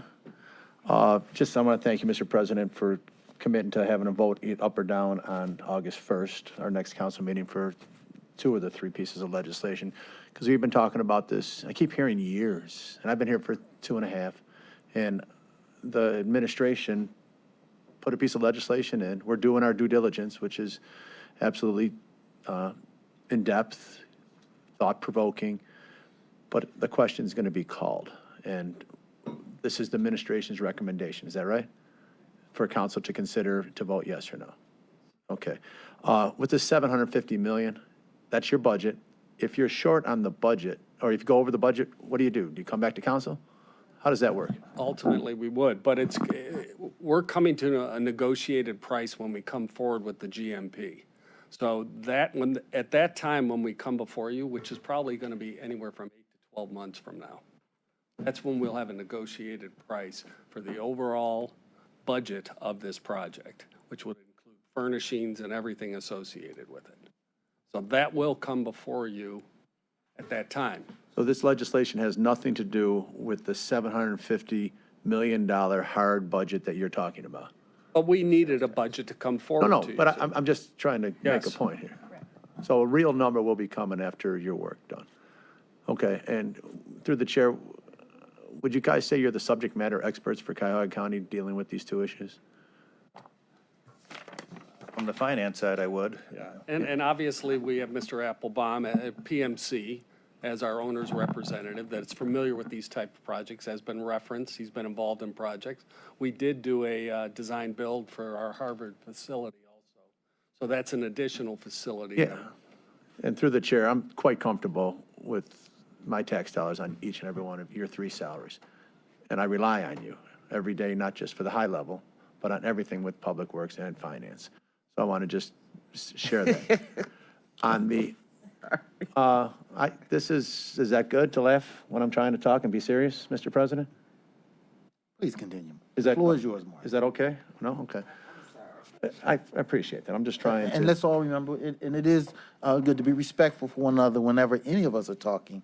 We should all keep our attention focused. I appreciate that. I'm just trying to make a point. I've been quiet. I've been trying to be quiet and listen and ask some questions that are on my mind because I happen to represent 1/11th of Cuyahoga County, and the people put me here to do my job and share my thoughts. Through the chair to my finance director, what would it look like to put the sales tax question to the people? Is it a piece of legislation? Is it 2 hearings? Is it November election? Is it this and that? I'd like to Yeah, I would defer understand to the law director, but I do know it would, we also have a HHS levy coming up in the near future as well. You know, to answer Councilman Tron's question again, it's just time, and the longer we keep waiting, the money obviously gets more expensive. So it's time, but other than that, through the chair to my director, I'm asking a very specific question to have everybody understand what the mechanism is in place. We can pass it with, I think, 8 votes or 6 votes of council to have the sales tax enacted for 40 or whatever years we choose. If we choose not to, through the chair, and we ask to go through to the vote of the people, what does that look like? And what's the timing of it? If we say no to this, and we say yes to the vote of the people by council, what does that, is that a council thing? So let me defer to Rick. I'm happy to speak to that question. This is under 5739.021B1. That gives us the procedure, I believe, and I am, here we go.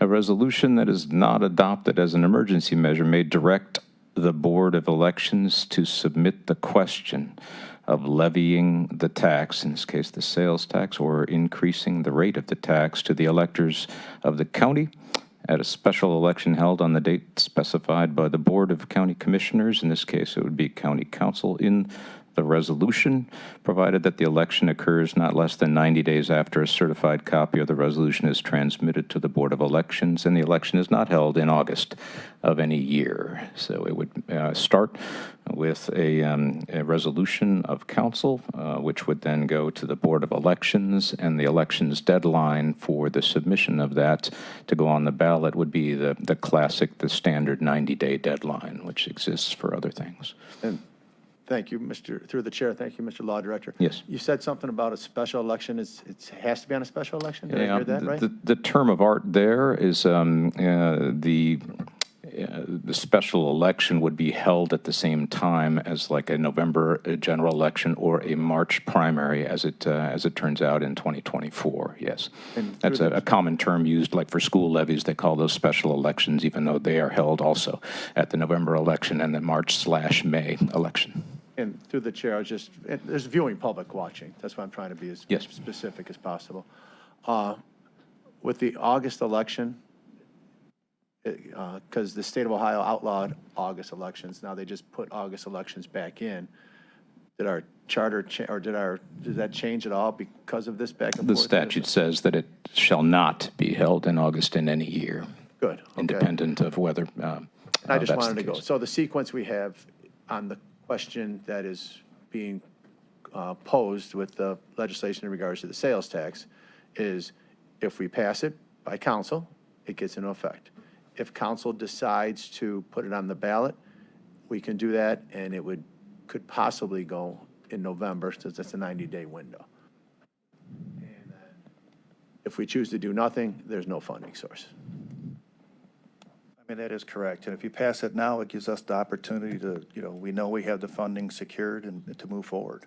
Yeah. Because right now there's expenses. No, I'm just talking about, my bad, just the actions of council through the chair to Jack. It's vote for the sales tax. Number 2, vote to put it on the ballot whenever it's appropriately through the charter or the statute, or do nothing and just keep talking about it.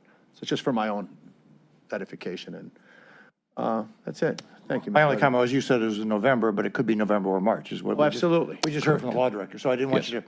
No, I misspoke there. And we also heard the GMP is not going to be available for 12 months, as I recall. So that's 12 months from now is when we're going to know the cost. Yeah, I'm just trying to lay out through the chair to my colleagues and to the viewing public and to the administration my understanding of the options that are available to Cuyahoga County Council.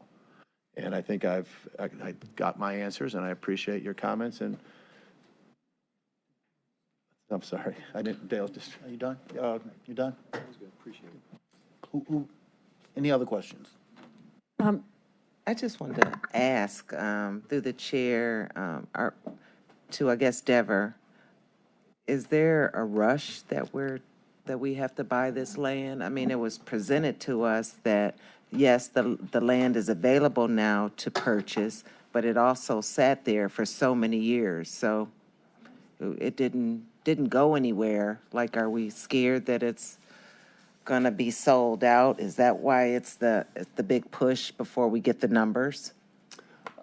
Well, there is a few things at play here. So in regards to the current facility, we're going to continue to spend. I'm going to continue to plan to spend in those facilities to make sure that they're safe per the Bureau of Adult Detention.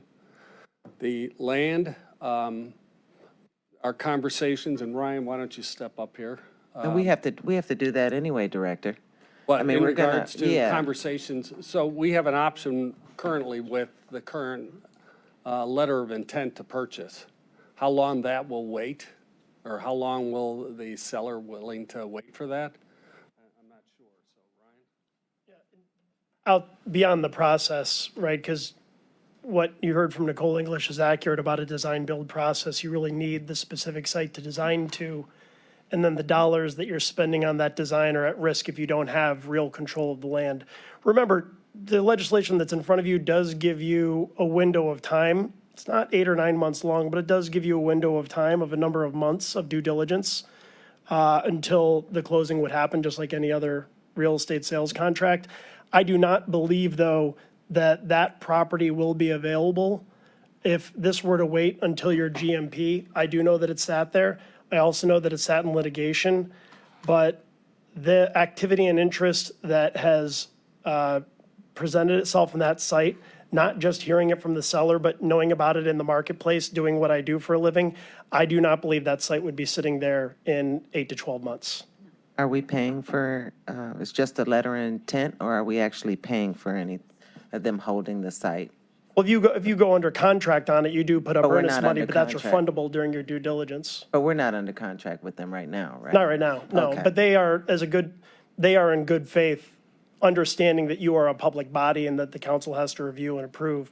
They're waiting for this process to play itself out, but I believe that if it were protracted, that they would not wait. That's why I wanted to know how long, my question earlier, how long they actually owned it, because I think it was one of the Garfield council people that said it sat there for like 25 years, without, it was a long time. So the latest acquisition of the property just happened in 2019. I double-checked that date after you had asked it, Councilwoman. That was the last acquisition of the property. Now, there's been a number of things that have happened around this site. We've talked about it in a previous meeting. It's been tied up in litigation. That took some time. It was previously by a former developer going to be developed. As you drive by it today, you see a building that is partially constructed. That never went forward because of the legal process that ended up playing out. It went into a receivership. That all took years. This group has had it for about 3 years. Is that on the parcel that we're trying to purchase or Yeah, may so purchase? it's on that and some others. That undone building? It would be demolished. Oh. Yeah, so that building would For go money. away. Just can't imagine who put money in for that. Now it's not even, okay. Yeah. Ryan, when Councilwoman asked the question earlier about the cost, you didn't give any dollar amounts. I know you may not have known everything, but you didn't share what you do know about the purchase price. Obviously, they pour more money into it, but tell us dollar-wise what you do know about the property. Well, and I want to check that because it was not something that I had at the tip of my tongue when it was asked. I want to check it before saying it in a public forum because the majority of the investment they have isn't publicly recorded because it's in the infrastructure, and I know that. So I would like to check it, and then I'll definitely bring it to you. It's fair enough. Yeah. Councilman Schron. Thank you. I'm just gonna, this body, an awful lot of it is the same body. that we did this building, we did the Convention Center, we did the Global Center for Health Innovation, and we did the hotel. We had to control the land, at least as I recall, on all three of those, or four of those, before we could get a GMP. We did have a budget, which gave us an idea as far as all four of those properties, is what they were. As a matter of fact, if we recall, we were actually looking at moving into the old courthouse for this body right here at one point. Can you imagine how thrilled we'd be if county council was sitting in the old courthouse, would have been our headquarters. And if for those of us who remember that first year and a half, we were in the basement of or the bottom first floor of the old Justice Center. Those were fun days. I'm sure glad they're gone. And we were across the street for a while in our office building. And so it's impossible, I believe, to know how to get to your GMP until you control the land. And we did that in all four of those examples. And Mr. Applebaum, if we want to go back and listen to tapes, he also gave us high numbers in every one of those also that far exceeded where we came in because he didn't know where it was going to come in. He came in both ways, but it isn't until you control the land, you have the GMP, do you actually go back to the vendors and start to squeeze them? I'm sorry, but that's, I've been on the squeezing side and the squeezee side, and that's when it takes place, is at that moment in time. And I just, that's how Jeff Applebaum does his work and how he gets the money back, in my opinion. It is, yes, he's going to give us a number that's high. If we go back and look at the hotel, it was way higher than what we came in at. If you go back and look at this building, these were all way higher. Now, Jeff, was he on this one too? Yeah, he was, I think. He actually represented council. You guys employed Yep, him. right, yep. Thank you. So I just think that we're in the same process. You got to get control of the land in order to know what you're going to do, and that has to be step one before you know how you're going to go out for your GMP. And so it just seems to me that you're never going to go along, even if for some reason this body never goes forward with any jail, to have that land and then resell it out there at some point along the way. Further questions?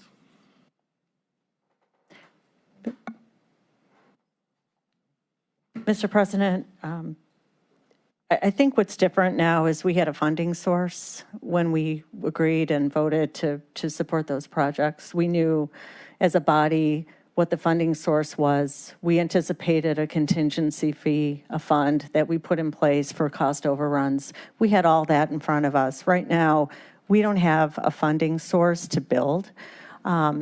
And we're a governmental entity that I don't think is responsible or fiscally prudent to buy property on taxpayer dollars, to take money out of interest-bearing accounts, especially now with the interest rate above 1%, to take that money and purchase property, to let it sit potentially for years on taxpayer dollars. So I think those are the differences that sit before us today. So with that being said, I have asked for a substitute resolution for 2023-0182 and would ask staff to bring that forward, copies of it. But essentially what that will do is to put a contingency on the acquisition of the Garfield site, contingent upon the passage of a sales tax extension, to make sure that there's actually a funding source available and guaranteed to build a jail. And I would ask my colleagues to consider this as a prudent move. If the body is interested in moving to Garfield, we better have a funding source. And this would allow us to get that funding source and then purchase the property when it's available, especially because it's been sitting there for 10 years. I don't think it's going anywhere.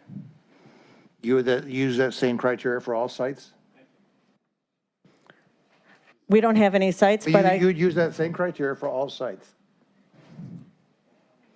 We just have one piece of one resolution in front of us right now, and this is the one I'm addressing. Because it's conceptually possible the executive would take the ARPA dollars, purchase property, and sit on it for an unknown period of time, unless this body agrees to support a sales tax extension. Colleagues, are there any questions on, is that a motion?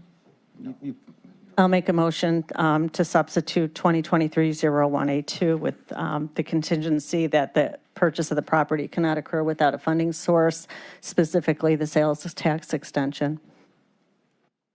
Second. Moved and seconded. Any further discussion? Discussion, yes. That's Councilman Toomer. Thank you. I just have a question to the councilman. Does this preclude any additional funding sources other than the sales tax? If, for example, county came across additional funding, say federal government did another ARPA or something like that, would that preclude that? Or is that just saying sales tax is part and parcel of this? This just says sales tax. What I'm hearing is if there was some federal money, then it would be okay if there was federal money available. Well, if there's a funding source. Okay. Councilman Sweeney. Thank you, Mr. President. It was a senior moment, you know. I'm senior by First a one. lot. To my colleague, Councilwoman Simon, we're asking to vote on this today to add it and pass it? Yes, I'm going to make a motion. Okay, and through the chair to my colleague, how long have you been working on this? I'm just curious, because it's uncomfortable for me getting something right now at the very end that we're going to be asked to vote it on. So I'm asking through the chair to my colleague. Not long. I mean, it's a few sentences. I'm just asking, how long have you been working on this? I have not been working on it long. When did you start I'm preparing not going to answer your this? questions. You're not cross-examining Oh, me. not at all. I'm asking a simple So question. I'm not going to answer you through the president. Through the chair. I'm not to going to my answer any colleague. questions of Mr. I'm Sweeney. asking a specific question. And I'm not answering. I'm talking I'm to not going my to answer president. them. You can ask all you want. I'm talking to my council president now. Your council president, our council president. I'd like to refer to him as mine and ours, because he is mine as well. Madam Councilwoman. Can we get some order, please? This is ridiculous. Do I have the floor? Yes, you had the floor. Yeah, and I'm just trying to make a point. Do you know how long this has been worked on, Mr. President? So you asked your question, and the councilwoman gave you her response. You may not have liked it, but that was her response. I appreciate that. I received legislation without knowing it at the last minute. So You think that's a good practice, No Mr. one is President? obligated. She's not obligated. Mr. President, do you think that's a good practice? I just answered the question. Okay, one last question to you. Has the ability Very to specifically introduce to her you, legislation. is this when did you know about this legislation? When did you, remember you introduced legislation I don't, to I'm me. asking you a very We all sat specific here. question. Let's get some I'm not order, gonna Mr. question her President. If on her Mr. as her ability to introduce the legislation. Obviously- You asked your question, but she's not, she's I'm not talking, obligated we've to closed do that chapter. Okay, so with I'm that. asking you And specifically. I have answered, no, I have answered. So What that did you was it. answer? I My asked- answer to you, What was it? Councilman Yeah. Gallagher, Councilman Sweeney. Sweeney, is that she has given, this is my answer, she has already said what she's going to say, and I'm not going to answer any further. You are Simple my as that. council president. All legislations goes through you. Did you know this was coming today? Yes.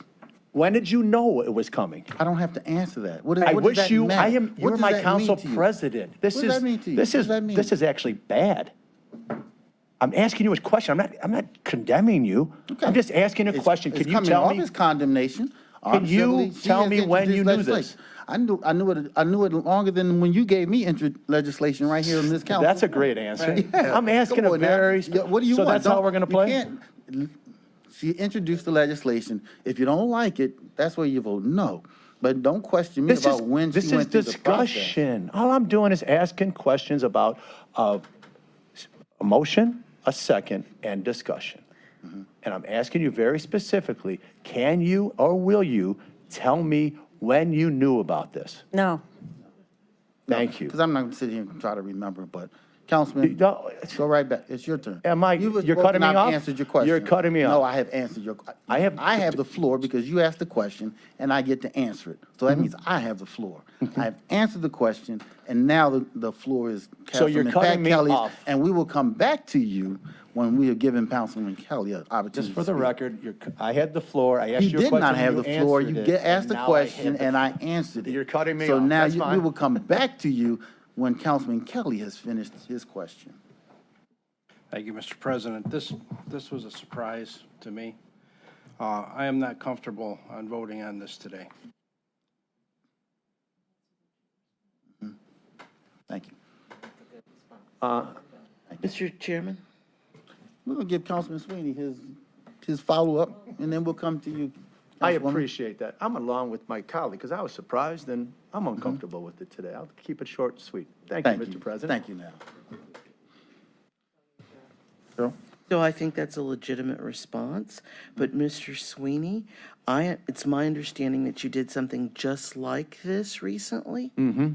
And so why do you have a problem with it? I learned from my error. So I'm trying to hold us to the high standard that I was told I should. And I'm just trying to, my council president put his arm around me and said, Marty, we want to do business like this here. And I said, thank you for sharing with me. And I've not done anything like that since. I've talked to you like we've grown. You know that, Mr. President. And I told you, I would tell you before I do It appears that somebody anything. learned from your example, and that's all I'm saying. Learn from, I did. I have a growth opportunity. Any other questions? Let's come back to it. Any other questions on the legislation? Yeah. Yes, Scott. Yeah, thank you, I appreciate it. I mean, just to Councilwoman Simon, would you consider allowing us to review the legislation prior to taking a vote, maybe putting it off till next council meeting or next? Well, if you need to think about I'm it. not saying it's good or bad. I just would like to kind of review. I did review it briefly, but I mean, it just adds that we can't purchase property without having the sales tax extension. And actually, this should have been introduced together as a tandem, but it wasn't by the executive. And we have two separate pieces of legislation that were introduced, and they probably should have been together without connecting the building mechanism funding with the purchase. And I mean, that's all it is. If you need time, I'll, Yeah, I don't disagree with you on that aspect of it. I guess it's just the lawyer in me wanting to make sure I review it properly before voting on it, that's all.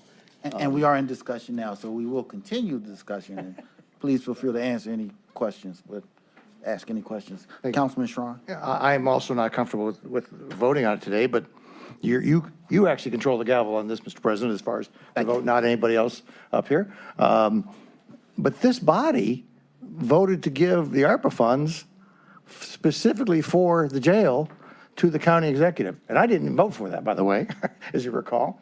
And so to say there aren't funds to buy the land, we gave that authority to the county executive when we authorized that. So we might disagree that we don't like them doing that, but we did that and took it away from the ARPA funds, and we said, here, you can use this for development or site or whatever it is. We didn't put any constraints on it. So I believe that this body has already authorized funds to buy land.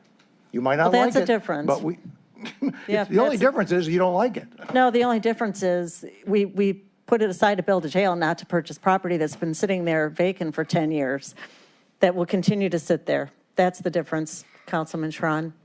Land versus It's a land jail. land for jail. If we would have been buying the transportation land, you would not have put this legislation out. I don't. Well, we had 11 votes to support transport within executive. absolutely. That's right. And And so now we- we're divided. And so the risk here to taxpayers, which I'm sure that most of us care as paramount, is not to purchase property and put money into a plot of land without any foreseeable future passing a sales tax. I don't think the votes are here. And if we're going to go to the voters, that won't be till after the Health and Human Service levy. We're talking years down the road. So why would we take, rent tax dollars and stick them in a plot of land? And there might be other parcels coming available that might be more appropriate. Councilwoman Conwell. And that's kind of what I was going to say to support Sonny Simon. Councilwoman Simon, in regards to that, yes, I agree with you, Councilman Schron, that we all decided that the money would go to the ARPA to buy the land or whatever, or repair the jail, those ARPA dollars. But all this legislation is doing is tying it. I wish it was just the new jail would just cost $50 million. We'd be good. But you also need to, even if he buys the land, we need to be able to figure out how we're going to pay for this big ticket item. And I think that's all the legislation is saying, is that, yes, we have the money to take out of the fund and buy the land, but what happens if we do determine to go down to the voters to vote on it and they voted down? Then we're stuck with some land Plus, we've used our 40 million ARPA, or 32, 38, which will only leave us 13 million to rehab it. So I don't see any problem with this big ticket item attaching the two to say, hey, if we're going to do this, it needs to have a funding source. I think we've done that. We've had the GMPs given to us and all our other, this building, the convention center. We've known, all of us have been secure in knowing and felt comfortable in knowing how things were going to get funded. And I think that's all this legislation is saying. I want to feel comfortable as a taxpayer myself. And we represent other people, you know, not everybody in our districts. We have for and against. And so I think it just is prudent for us to make a, you know, a determination how that would be spent. Now, one thing I did ask Walter earlier today, if that, you know, if they're using the ARPA dollars for the land purchase, is there a way, if the sales tax, if it goes through, if we vote on that, would there be a way for us to recoup that $40 million? And he thought there might be in the legislation a possibility that we could actually recoup the $40 million that we're using of ARPA dollars for this land. So further discussions, which would benefit us, where we would have money for campus and things like that. So there's just other avenues we could look at dollars for. Councilman Kelly. Thank you, Mr. President. I have a question maybe to the realtor, maybe to Mr. Dever. If this property gets purchased for the $38 million and the funding doesn't come through for the sales tax or whatever, would the value of that property remain at that if the county sold it and got the money back?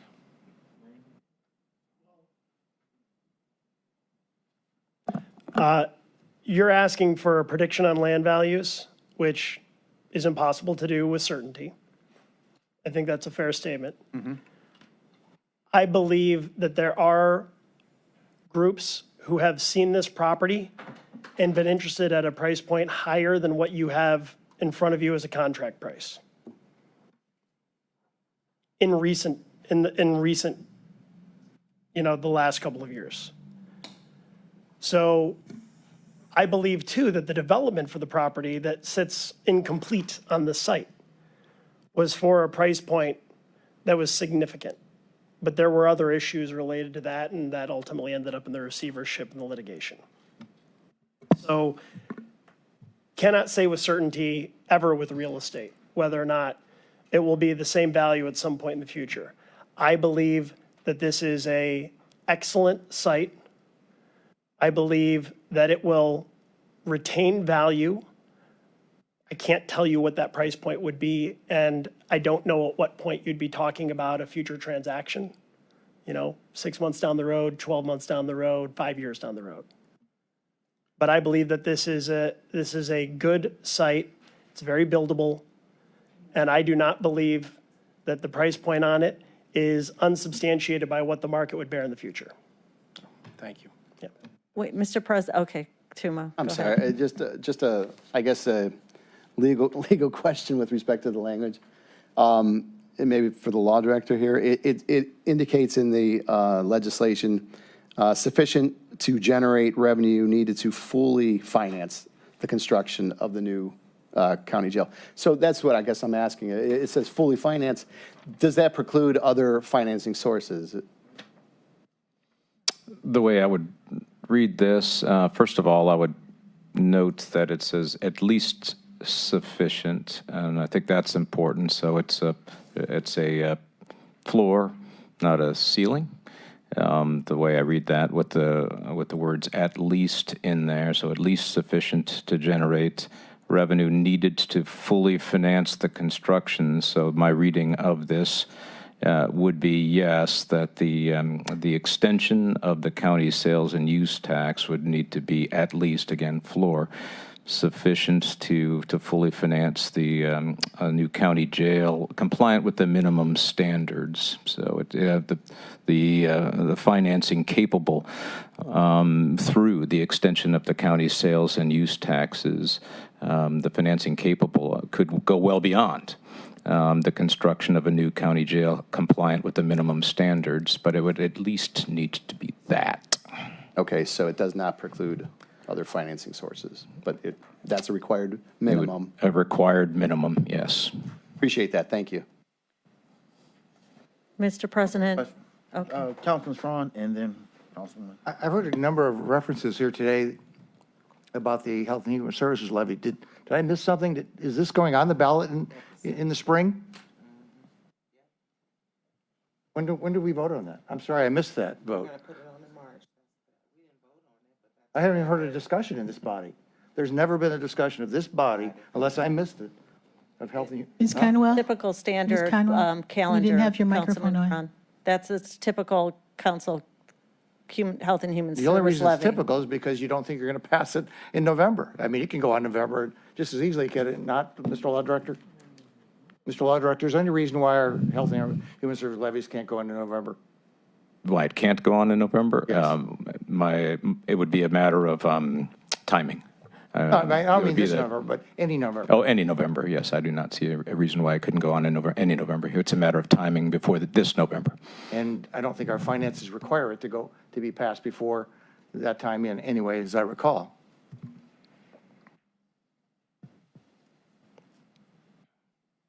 Mr. President, just to, if Councilman Tuma and Kelly would like time to consider this legislation, certainly that's acceptable if they're not comfortable voting. But I just want to address Jeffers, about not being able to anticipate the value of this property. If the county buys it, the only value it's going to have is from us, and if we can't build on it, we're going to have to sell it, and that price is going to go, we're going to have to pay for it, and we're going to lose money. And I mean, you know that, and it's I quite. don't, and I don't know Oh, that so you anybody know, you does. don't know that if the county buys property that we can't build on, that somehow this property that's been sitting there for over 10 years without one taker is somehow, we're going to be able to make money on that. That's not believable. And I'm sorry you're losing credibility in front of me, and I've had a lot of respect for you. But when you stand up here and speak like that, it's insulting to me, and I don't know about my colleagues, but it's clear that this property would be pretty much, we would lose any kind of profit on it. It would just sit there as it sat for 10 years. And the county trying to desperately dump property it can't use is certainly not going to invite buyers in at a high amount. So please, I'm I don't sure, know if there's a it question sounds, there. no, I'm making a statement to you Okay. because this is, I'm not, we weren't born yesterday, and you're giving us numbers about things you can predict about a budget for a jail, a billion-dollar project, but yet you can't even state that the county would probably going to lose money in our shirts on a piece of property as a boondoggle. That's what this will be. If we don't have financing to build a jail, this would be not the most responsible action for anybody to take. I will say, if I could, that we will make a decision collectively here. Maybe it's not purchasing this site, but we will make a decision to either invest in the current facility, which price tag is in the range of $500 million, or we have an opportunity to purchase a site today. There are others that are looking at the site. So the opportunity is in front of us today. So I just wanted to make that statement. Gallagher. It's a bit disingenuous. The opportunity was in front of us in October. The solution was in front of us in October. The answers were in front of us in October. The dollars were in front of us in October. Everything was in place in October. Now to even suggest that somebody might swoop in and take a piece of property that's been sitting there for a number of years, possible. But, we've got to be deliberate here. This is a huge, huge move. The Justice Center is a huge maneuver. And collectively, we will never build anything more expensive in Cuyahoga County, most likely. So we're just trying to be deliberative as possible. And we got to do it. I understand time, believe me, of everybody up here. I understand it. But what we don't want to do, Jack, is deal with the HHS. We don't want to go against them. This, from what I had understood, this was initially going to the ballot, which we disagreed with. We disagreed with, but now here's where we're at. Now we're traipsing around that discussion.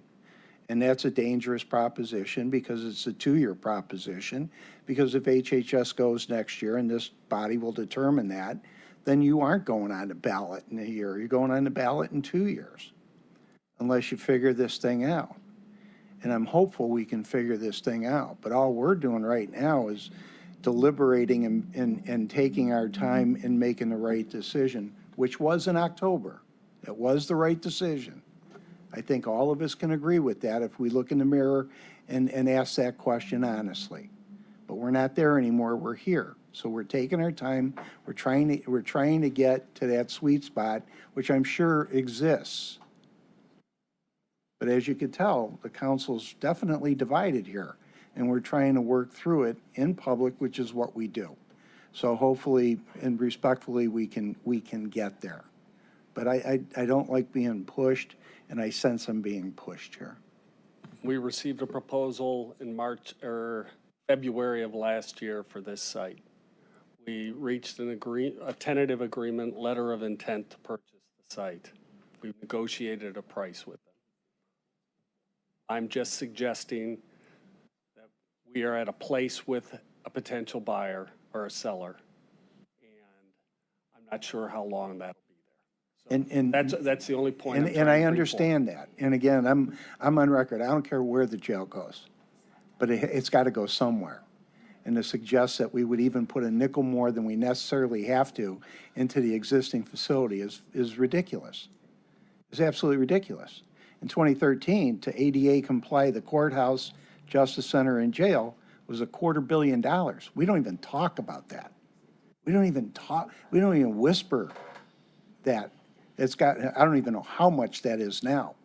So, I mean, there are problems with all these facilities that we have to deal with, but we got to do the right thing, or it's on us. Ultimately, it's going to be on us. So we're trying to figure out a problem that we had figured out all over again in a different way. Mr. President, just to piggyback on Councilman Gallagher, I just want to remind everybody the proposal we got from the Garfield site was for 40 acres. And then all of a sudden, since the time we received that response to the RFP, now this acreage has increased significantly, and much of it isn't buildable. And we're asked to pay market value for that. And this is all very, I don't know, it leads me to be suspect of this whole deal and the urgency to buy it when it's been sitting there for so long. And it's going to be worthless if we buy it and can't build on it.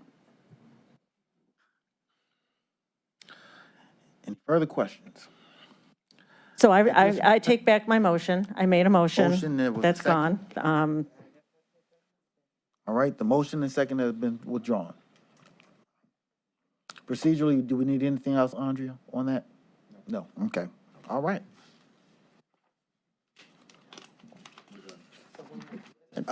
No, that's not it. We do have, can still come back up, unless we're all done with questions. One I did have.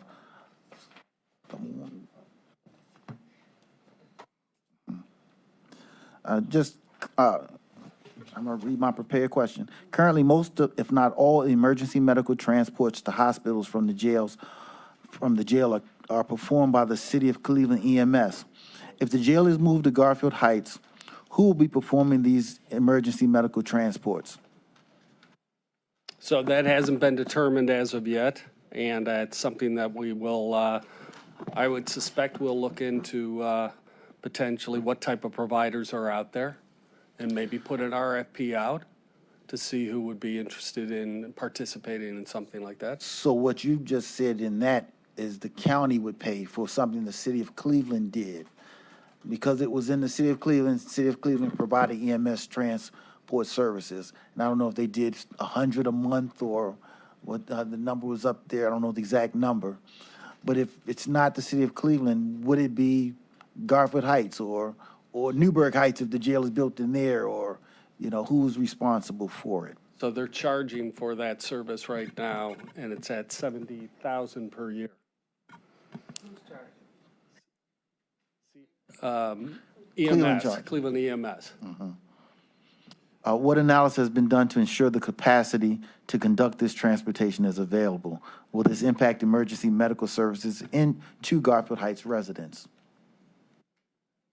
Once again, I believe we would put out an RFP for that type of services because we know the volume of movement.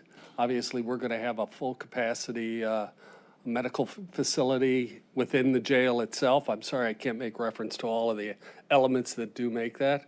But if somebody does need to be transferred, we will have an actual number to find out what that average is. So there's been no conversation with the city of Garfield to take on these services as the city that the jail would rest in? Well, Garfield, I would say, had limited capability to handle that. Obviously, they've been control of their own city, which is not as large as the city of Cleveland.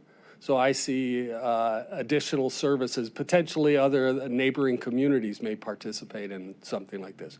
But until we what's put their an RFP motivation? out. Sorry? What would be their motivation to provide those services? It's for, they would be compensated to provide that services. What about the city of Cleveland? Well, they're being charging us right now $70,000 for that service. A month? Sorry. 70,000 per. I think it's a base rate, so I'll find out more information on that. If I could, Council President, Brendan Doyle, County Executive Staff, the county is currently paying the city $70,000 per year for those medical transports. If the jail were to be moved to Garfield, the county could put out an RFP regarding those medical transports. It could be a municipality that could respond. It could also be a private service that responds, and then we would pay those costs just like we do with the city of Cleveland now. It would not impede the city of Garfield Heights' ability to transport its residents. Councilman Conway. On that thought, through the president, where would the residents be transported to? Because we've used Metro Hospital now, so that's more of a distance, or will we use a hospital out there? I mean, we have contracts with Metro. We have a contract with Metro, and the intent is the transport would be to Metro, but we have secondary hospitals also. Marymount, I think, is within 5 So miles. we'd be giving more money to Marriott? The intent is everybody would be transferred to Metro Hospital if there Unless is. it was something severe. Could be an emergency. I'm not 100% sure, okay? But the intent is going to Metro. If I could, Councilman Cowell, that's correct. It would be, unless it was a severe emergency, the individual would be transported to Metro Health. Okay, so we have life flight capability. They are a trauma center. I think the only hospital, is Marymount out there? I don't think they do the needs. I mean, as we keep talking about this project, it's more money going out to this person and that person, and we're supposed to be trying to be efficient and have a campus. So I just wanted to understand that we would still honor our other contractual obligations that we have out there in the community. That's just my thought. President? Yes.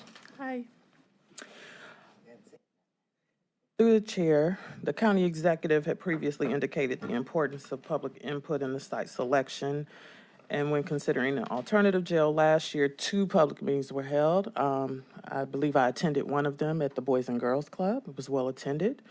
So what public meetings outside of Garfield have been held with respect to the new site? Are there plans to hold any new public meetings? And there was the county had hired a consultant to conduct these community meetings last year. Is that contract still in effect? And if so, how much money is remaining on that contract? Yes, HOK under their contract has the ability, we hired outside services to assist with public engagement. That was based on task. I believe we can get those dollars for you, what's still remaining in that contract. And the intent is to continue to utilize that same service. We do have an upcoming meeting, I believe it's August 14th in the community Which community? in Garfield Heights. Okay. Are we looking at having a meeting in Cleveland anywhere, since the proposal was to remove the jail from Cleveland? We have not scheduled anything specifically for Cleveland. I believe these hearings are getting a lot of press right now, and I think people are watching and listening. We feel this is the reaching out that it needs to be. It's been on the front page of the news 3 days in a row this past week. So I think it's getting plenty of press right now. So in your communication strategy, will you be deliberate in letting the community know that this is a countywide meeting? Or is this? For Garfield Heights? Oh, definitely. Yeah, just for the discussion in general. We don't, I mean, Yes. I'm hearing from folks from everywhere. So I want to be able to communicate to them an opportunity for them to come and participate. I can commit to that to make sure that happens. Thank you. Any further questions? I do. Oh, who Just else? wanted to know if that was going to take place, that engagement, community engagement, before we vote on this, buying this land that doesn't have a funding structure to it. So I did say our intention was to vote, to have our 2 public hearings around the sales tax, and we would consider a vote on August 1st. That is what I've stated publicly.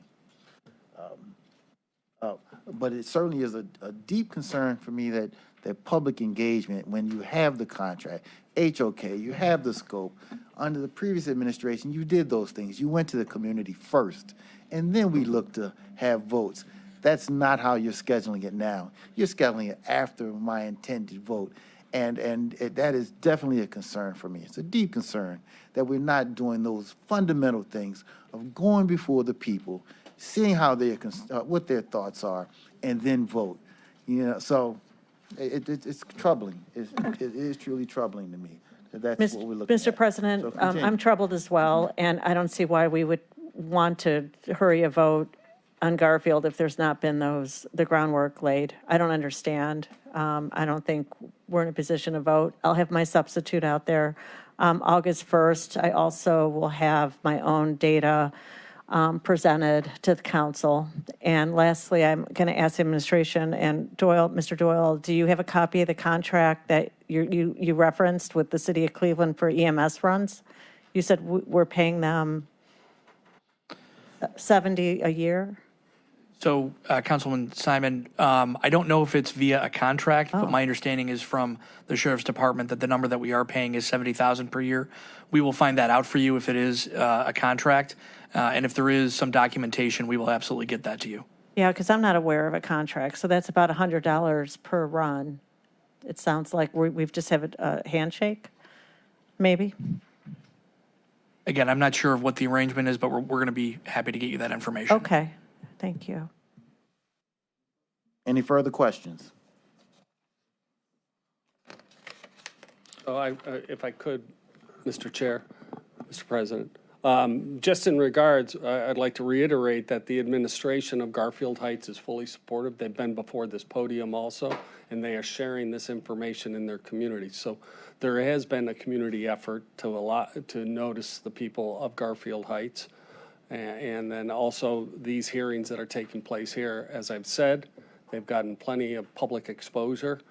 Appreciate Caitlin Durbin from Cleveland.com, and I believe Signal has also been covering these hearings. So I think people are fully aware that our intent is to go to Garfield Heights. I would disagree. Whose intent? The administration's intent, right? When you say we, that's through the president to Mr. Dever. It's the administration's intention, but not both bodies. So there's no unifying intent. Far from it. Okay. Any further questions? Did I see a hand? No. All right, so I will repeat, the second public hearing will be held on Tuesday, August 1st at 5 PM, again, at the council meeting. I didn't hear you, Councilwoman. Will we bring up Councilwoman Simon's legislation at that point? That is on Councilwoman Simon. Yeah, we'll have the substitute at the council meeting next week. Mr. President? Yeah. I just want to thank the councilwoman for understanding and being prudent about the matter. Thank you.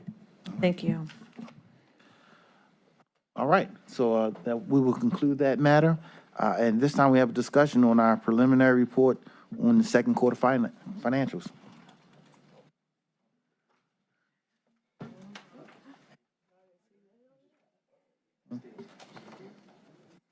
Oh. Oh, you want,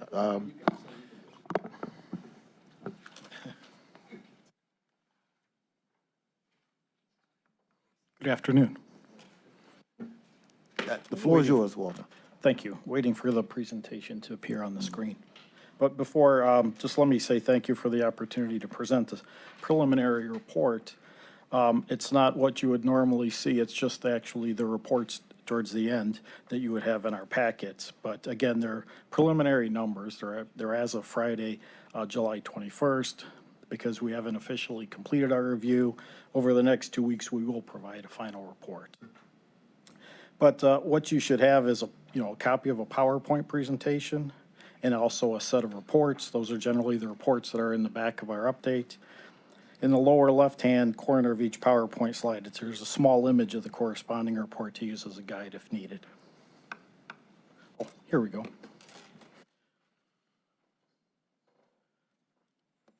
So I'll just start with a few items, highlights that occurred in second quarter, just 3 quick items. So we received $25 million in emergency rental assistance grant funds from the U.S. Treasury. We also received $9.9 million in home ARPA grant funds. And we also adopted the alternative tax budget for 2024. And then again, I just want to remind everybody that several of the slides that you'll see here have ARPA spending in them. So I'll show you projections both with and without ARPA, just so that everything is presented fairly.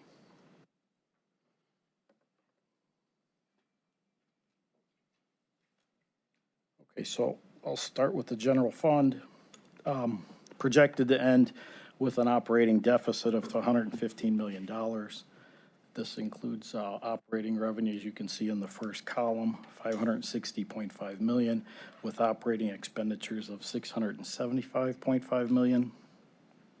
Again, operating expenditure projection includes $110.6 in ARPA spending. Then you'll see the column next door, removing ARPA from the calculation. We're projecting to end with a small operating deficit of $4.4 million. And I do want to note that $53.6 million in ARPA fund remains in the general fund, but set aside as the Justice Center Capital Projects Fund. That has not been touched.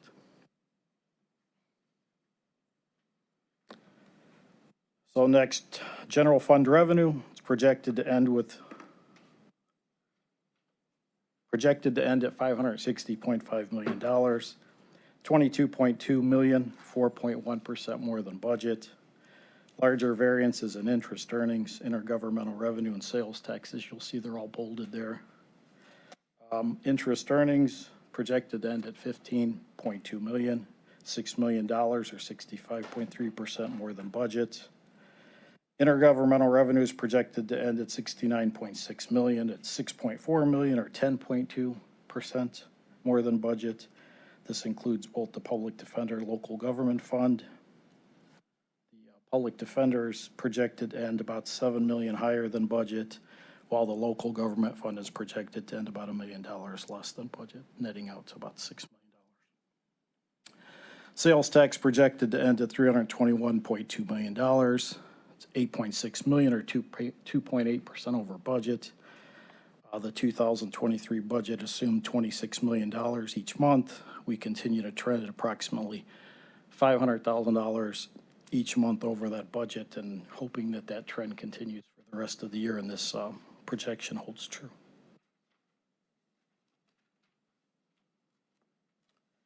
So this slide summarizes general fund expenditures by budget line. So again, top box, expenditures are projected to end at $675.5 million. 65.7 million or 8.9% under budget. You can see personnel services at 330.4, it's 10.1 million, 3.1% over budget. Other expenditures projected to end at 288.7 million, which is 58 million or 16.7 under budget. And then finally, subsidies projected to end at 56.4 million, 17.8 million or 23.9% under budget. The middle box includes the projected ARPA expenditures of 110. Walter, I'm there's sorry. a question that wanted to be asked. Oh, I'm sorry. That's all right. I didn't want, I no, wanted to it's interrupt. I fine. wanted to get the president's attention. Yes. You have the sales taxes listed here. I didn't want you to get too far down the road before we. Okay. Is the use tax in that also? In that? Yes. Okay. That's Yes, what I it's reported as sales and use tax, but as a category, we just call it sales tax. Thank you.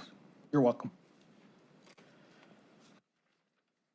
So the middle box includes the projected ARPA expenditures.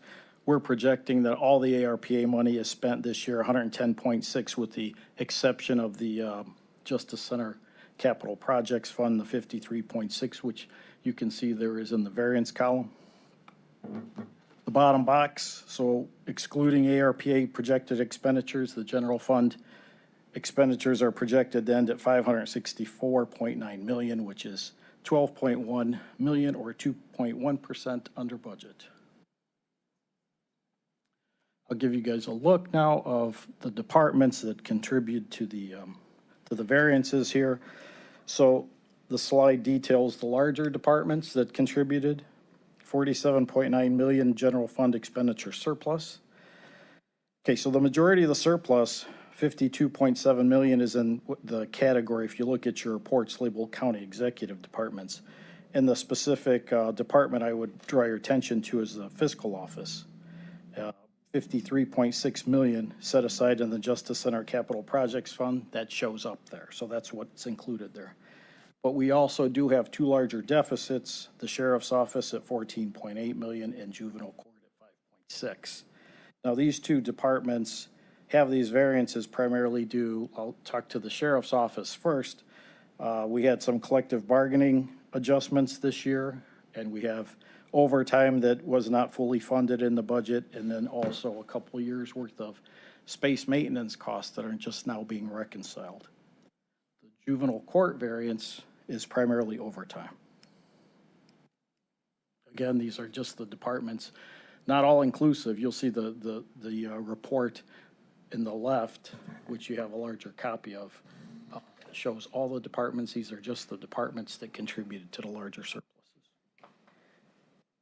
Can I ask a question? Yes, yes, Juvenile court is using a lot of overtime? yes. What for? Do you know? It's Detention center? Detention It's center. It is, yes. Do Detention they is- have a shortage of, They're still down detention officers, but this is typical for juvenile court each year. I know. They run this type of deficit each year. and we think it's in the detention center? Oh, yeah. Mostly, okay.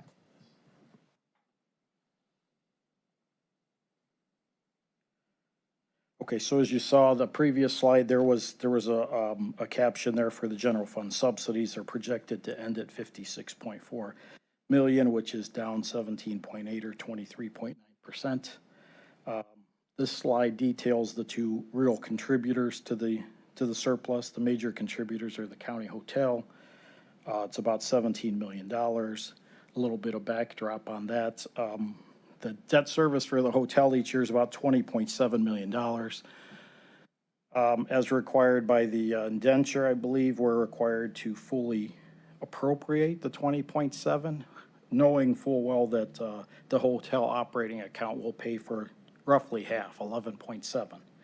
So the way that the budget is built, it includes 100% of this cost, knowing that we're only going to pay half.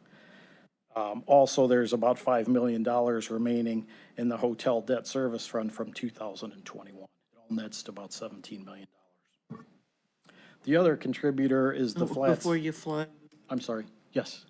Yes, is Councilman. that a variable interest rate on that? Is that why we made out like did well with the budget? No, I mean, it's really, we're budgeting $21 million, knowing that the indenture requires that we budget the entire $21 million. I got that. Right. But we had cash. The hotel actually generated enough cash to Did. service more than the 10 No, it's agreed on terms. Stayed at the Yeah, 10 million. It stayed at the $10 million. How did we end up having an even larger reserve? The other $5 million is from the prior year, when the county agreed to fund the hotel's debt service payment in full, but only wound up paying half the year. So the And $5 million what caused- was still in the account, it was just So, never used. Refresh my memory, what caused them to be able to pay when we thought they weren't going to be able to pay? The hotel did better than it was anticipated to do. Okay, and so they met the agreement, even though they thought they weren't going to be able to? Correct. Okay, thank you. You're welcome. While the council president is out, I act as chair. Okay. So, that was my question. Was there another question?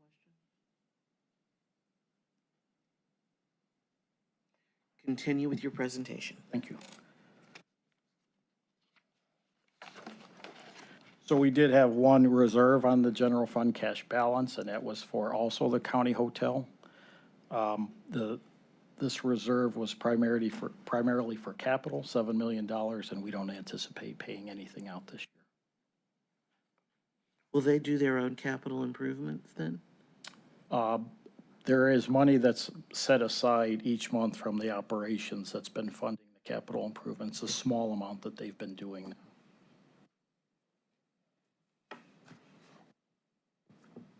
So just quickly to summarize where we are with the ending cash balance. So again, top box is the actuals. The middle box takes out the ARPA impact and gives us, the third box is the cash balance without the impact of ARPA. So we started the year at 344.2. Operating revenue and expenses, as you saw previously, 560.5 and $619 million respectively. Subsidies projected at 56.4. So we're projected to end 2023 with a cash balance of $229.3 million. This is $91.9 million more than the cash reserve requirement. So we're projected to end the year in compliance with our cash reserve requirements. The middle box is the ARPA, the money that's there, as well as the expenditures. So I don't see the middle box. Yeah, I'm sorry, yeah, the middle box, taking out the cash that's there and the expenses that are projected, leaves us then with an ending cash balance of $175.6 million. It's 38.3 million more than the cash reserve requirement. So in both instances, either with or without the ARPA money being in the general fund, we're still in compliance with our cash reserve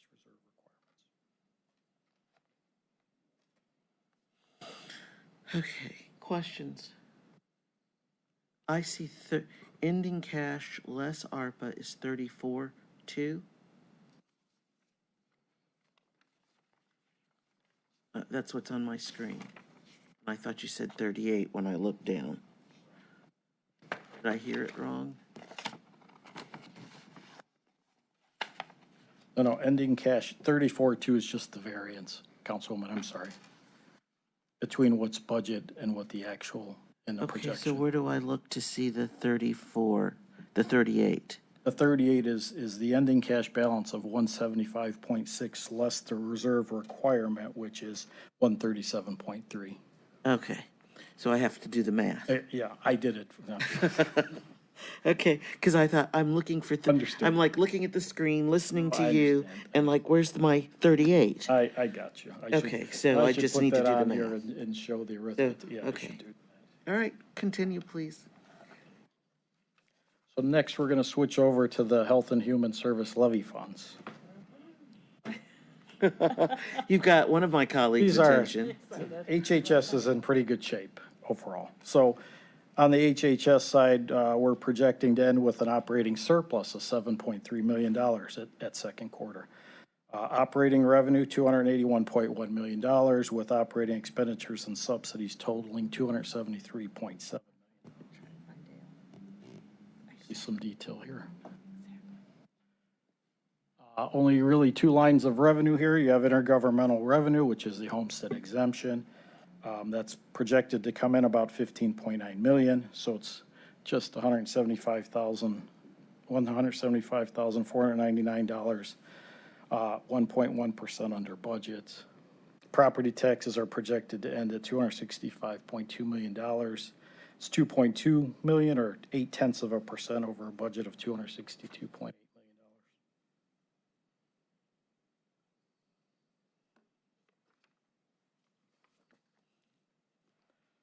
Expenditure. So this slide summarizes the expenditures by budget line. So overall expenditures are projected to total $273.7 million.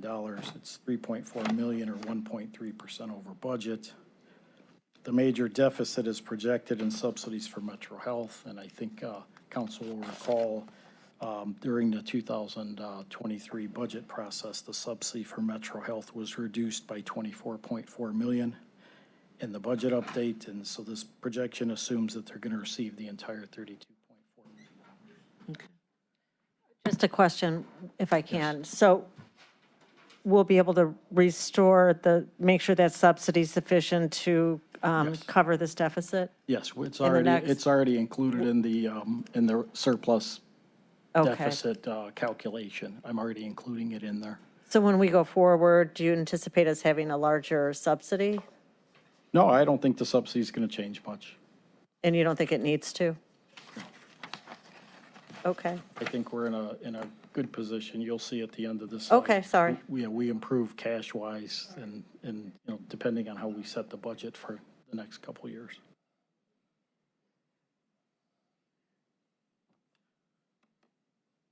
So this slide details the larger subsidies that contributed to the $3.4 million deficit on the expenditure side. So most of the HHS departments are projected, and I should say juvenile court as well, they're all projected to end with small surpluses, but the surpluses are eliminated by the deficit projected for Metro Health. It's primarily a timing difference. If you notice their budget, there's only $16 million when it'll be going up to the entire $32 million, so that it'll actually show up as being a surplus overall. So juvenile court has a $2 million surplus, HHS admin 4.1, job and family services 1.3, children's services 3.7. Senior adult does have a small deficit, $1.1 million deficit. Homeless services $1.2 million surplus, and Metro Health has the $16.2 million deficit. But as you recall, we're budgeting for Metro Health each quarter, so we keep adding $8,118,000 each quarter and continue to pay them the subsidies. So going back to Metro Health. Yes. We have a 25 million. So if we have 16 as the variance and it's a timing issue. No, it's 32 million. Okay. The budget now only reflects half of their subsidy for this year. Okay. It will go up 8 million more third quarter, 8 million more fourth quarter. So it will total out about 32.4. If we're 8 off, not 16, is that what's correct then? That subsidy will actually be eliminated, or that deficit will be eliminated. Completely? Completely. Oh, I thought the timing issue would reduce it by half. No, the timing issue, you see the projection is 32.4, the projection column. The budget will go up to 32.4, so it'll be completely eliminated. Okay.